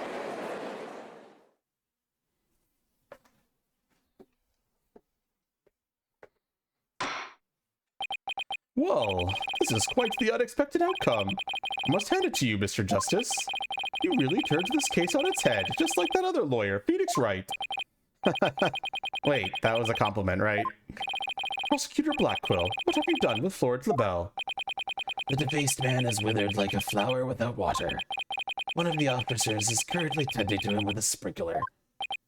Wouldn't that just wash even more of his makeup off?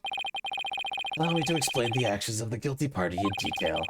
The motive, of course, was to steal the gold ingot known as Tenmataro. However, few are allowed into the manor due to its cultural ties to Ninetales Vale. LaBelle set in motion plans to gain access to the manor and the gold within via the merger. But the efforts of the amazing Ninetales saw those plans come to an halt. And thus, LaBelle murdered the alderman and attempted to pin the blame on Mayor Tenma. I see, but what I still can't comprehend is why would he go after the gold in the first place? Mr. LaBelle doesn't look like someone who is in need of financial aid. LaBelle hid his past well, much like he hid his beauty with makeup. He's mirrored in debt. Debt due to pouring money into a brand only he could love. Which is why he sought the gold with such veracity. Too bad for him, someone else had gotten to it first anyway. I see. Very well then. I believe it's time I declared a verdict. This court finds the defendant, Damon Tenma, not guilty.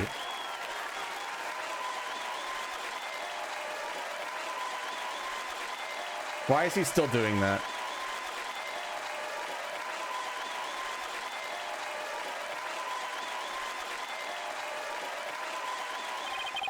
Court is adjourned.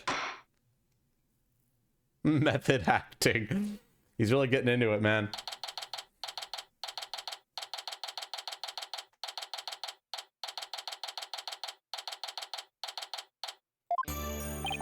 That was some seriously good lawyering, Apollo. Even I didn't see that coming. Just got lucky, I guess. You banished Tenmataro from Ninetales Vale like you were some kind of exorcist. There's still one thing I don't understand. How come Mr. LaBelle didn't kill Mayor Tenma too? He could have set it up so the mayor murdered the alderman, then died from a counterattack. That would have removed at least one possible fly from the ointment. I was wondering about that too. But I have a hunch LaBelle was biding his time. He was planning on exposing the amazing Ninetales' true identity himself. But why? Because the mayor was the amazing Ninetales. Had LaBelle succeeded in framing Mayor Tenma for the alderman's murder, the wrestler's popularity would have plummeted once his identity was revealed. Oh, I get it. If the amazing Ninetales was just killed, he'd die a hero. But if he was proved a villain, his fans would abandon him, making the merger that much easier. Right, then when the merger was complete and everything cooled down, he'd be able to search the Forbidden Chamber at his leisure. What an insanely intricate plot. Most excellent job clearing my name. A feat worthy of the Demon Lord's approval. Why are you acting like Tenmataro again? Let this be of no concern to you. How could it not concern me? Tenmataro, be gone! Gah! Trixie, seems like ages since I've last laid eyes on you. Papa, you're finally back! Yes, it would seem Tenmataro is no match for you. I'm not scared of that silly yokai anymore. Your father's a free man now, Jinxie. Isn't that great? Tenmataro is his persona. True. Thanks for all you've done. Seeing you guys in action, it made me feel like I don't have to be afraid anymore. Wait, is Jinxie actually smiling? This is all thanks to you two. Too bad the amazing Ninetales will have to retire, though. Aw, how come? Once everyone hears I'm the amazing Ninetales, my fan base will nosedive. After all, I'm not the most popular of people. Another reason for my secret identity. I don't see how I could possibly continue. I think you've misjudged yourself. Take a look outside. Say, now that you mention it, what's all that noise out there? A big crowd gathered outside the courthouse once the news broke. Seems they want to get a glimpse of the Mayor Denmatema, the man behind the mask, and to root for your return to the wrestling ring. Rooting for me? I thought I was nothing more than a malefactor in their eyes.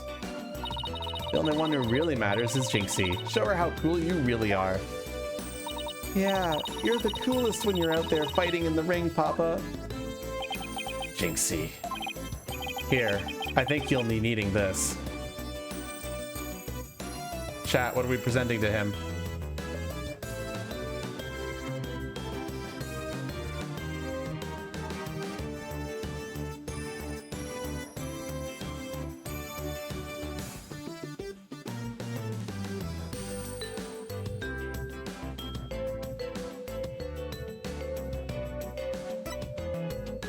Hanataro wants to present the mask.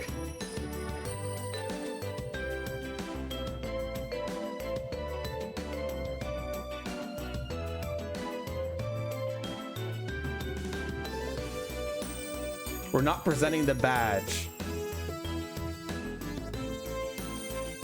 Take that! Thank you. Now, if you would excuse me.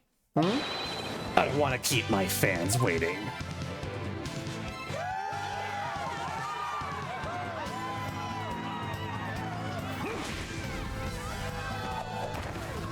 Oh my gosh, what a fucking Giga Chat just doing that. Ninetales Vale forever!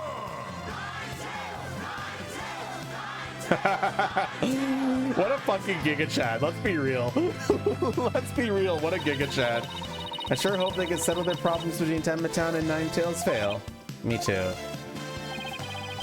He had tights on under his suit the whole time, exactly.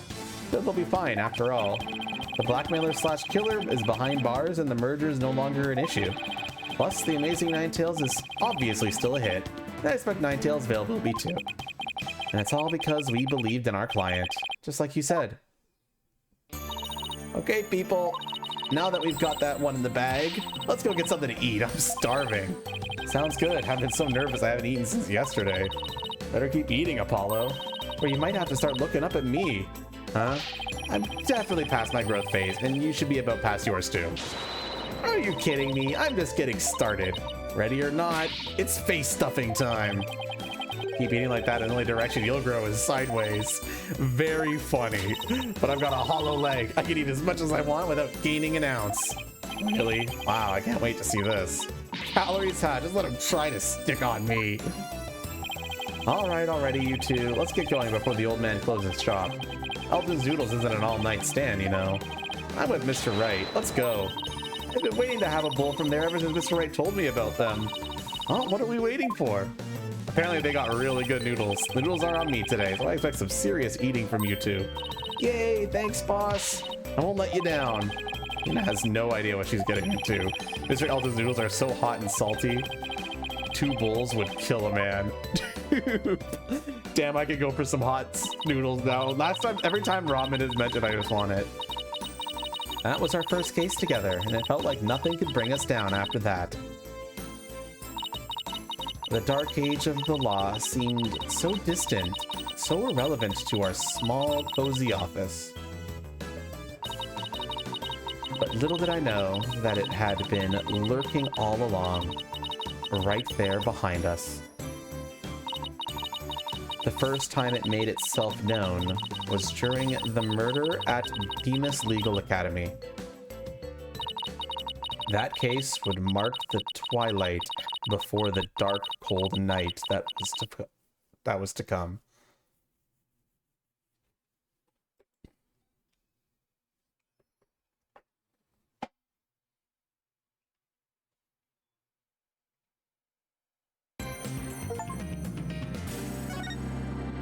Now, I was kind of expected to be able to beat that case sooner, which means I'm now in a rough spot where I don't think I'm going to be able to beat this game as quickly as I was hoping. What I'm trying to say is I might be fucked. Which means we're going to have to start... I think we're going to start... we're going to start stream right on Chapter 3 tomorrow. And I might start early. So we might start streaming at 6. Call in sick? No.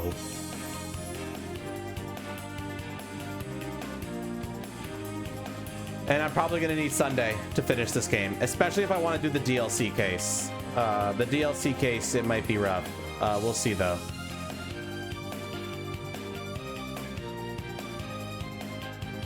So we'll do case 3 tomorrow. I'm not going to be able to finish case 3 tomorrow. There's an extra case? Yeah, there's a DLC case. You see at the bottom here? It's all the cases. There's 1, 2, 3, 4, 5 special. Right here. Special. Technically speaking, in terms of timeline, in terms of like, if I were to play these games in chronological, these cases in chronological order, this case would be next. The special case. Right here. This one right here is the next case, technically chronologically. No, one chapter MRL would take me 8 hours, so that's not happening. We're starting fresh tomorrow. It makes way more sense when people are wide-eyed and bushy-tailed, ready to pay attention to the investigation segment so that they can participate in the trial segment much more effectively. It just makes way more sense to start chapter 3 tomorrow, all fresh, and we'll see what we can do. So the stream schedule is probably going to be chapter 3 on here's the plan. Chapter 3 tomorrow. Finish chapter. Perfect. Thank you, Hanatoro. Anyway, so tomorrow will be the start of case 3. Thursday is the end of case 3. Friday multiplayer break. Saturday case 4, and maybe starting case 5 because phase 4 I remember being a little shorter. It's not like the longest case in the game. It's actually a shorter one. So we'll do case 4 and start case 5, and then we'll finish case 5 on Sunday. That's my current plan. We'll see if that works. Okay. So we'll be streaming Saturday. All right, I'm gonna go to bed now. I have work tomorrow, and I'm in the office tomorrow, so I need to go to bed at a reasonable hour. What about 6? I don't know. We might take a break from Ace Attorney Dual Destinies to do some indie games, because I don't want to push off Rift of the Necrodancer too much. And then maybe we'll do 6 on a weekend, and we'll just nail out that case in one day.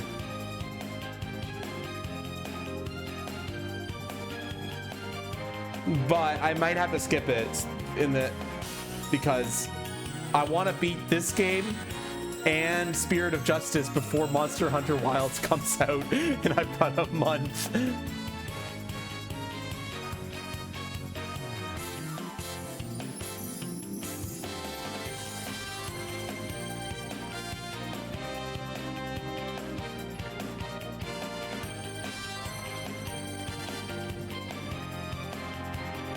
So I'm not really sure what to do. I will think about it. Because like I want to do the extra case. It's really fun. You defend an orca. That's not a joke. Your defendant is an orca. I'm not joking.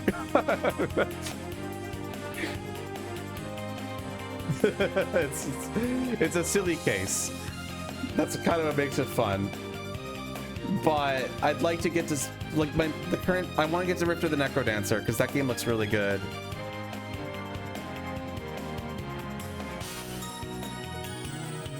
And I want to do Spirit of Justice as well. So yeah, I think what's gonna happen is we're gonna beat this game this week, and then we'll have a little bit of an indie break because there are 2 indie games that I had my eye on that I kind of wanted to stream in between this game and Spirit of Justice. The other indie game was, what was it called? I have it on my wish list. One sec. Sorry, we're closed.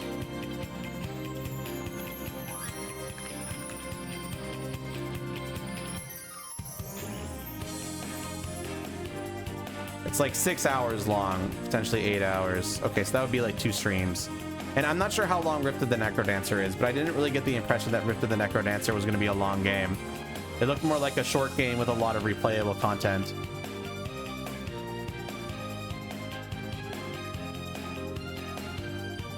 That's the vibe that I got from that game.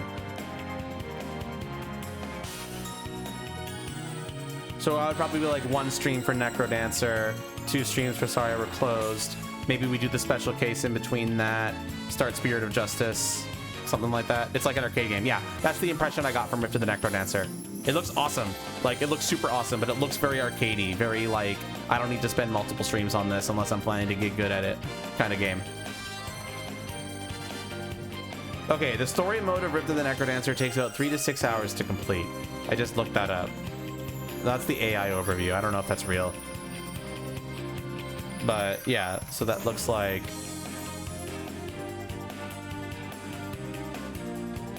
That's pretty sweet. It's got an 80 on Metacritic. Not bad.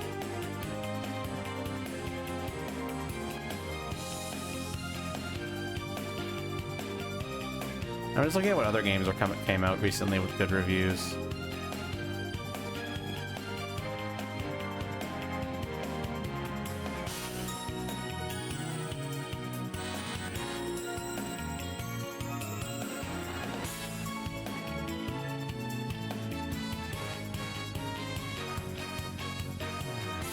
Ender Magnolia Bloom in the Mist is also a game I need to get to at some point. I don't know if I'll stream that one though. Like, it's a game I really, really want to play, but streaming it, I'm not sure. I just got a lot of shit I want to get through.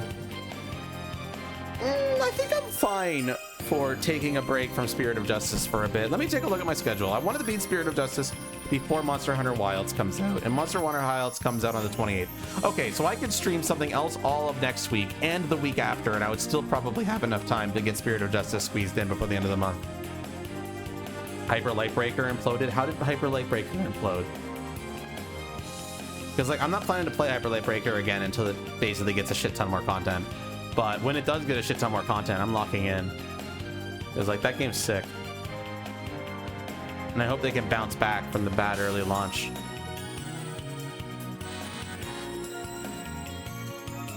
Like, I really hope they can. Because there's something special there.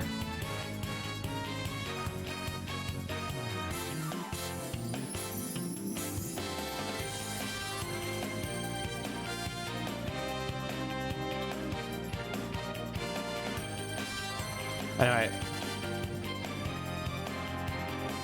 when I see bad articles pop up, yeah, it's because a lot it launched at a bad early state, and now they're just trying to fix it. And it's like, I don't know, it just feels it's all fucked. It's a shame too, because the game's legit great. I just hope that they're able to bounce back from it, because now I'm worried that they might not have gotten the funding they needed or expected.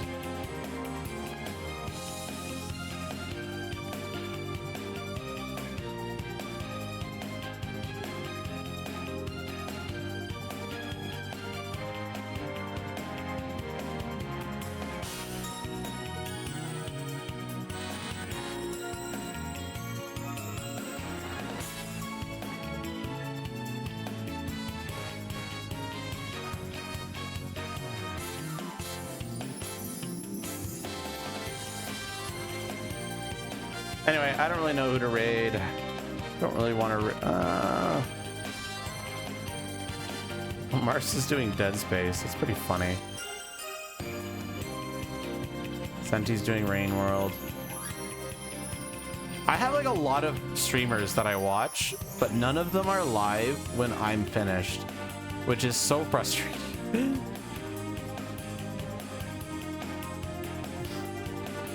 So annoying, man. I got this amazing like group of people that I like watching, and none of them are live when I finish. None of them. Fucked up. Fucked up. Except like Senti and Mars, which are like the only two. Do I watch streamers at work? I watch streamers like in between when I finish work and when I like start streaming. earlier in the day, essentially. And sometimes when I'm at work, I have it as background noise when I'm doing like a passive task. Like if I'm doing a task that doesn't require me to like have 110% focus and it's just menial work, I'll have a streamer on in the background, which is most of my work, if I'm being honest. Anyway, I gotta be in the office tomorrow, so I'm just gonna end the stream. I'll see you all tomorrow for the start of case 3. I might adjust the stream schedule to start at 6. Actually, probably not, because I'm working in the office and I'm gonna get home and I need to cook dinner.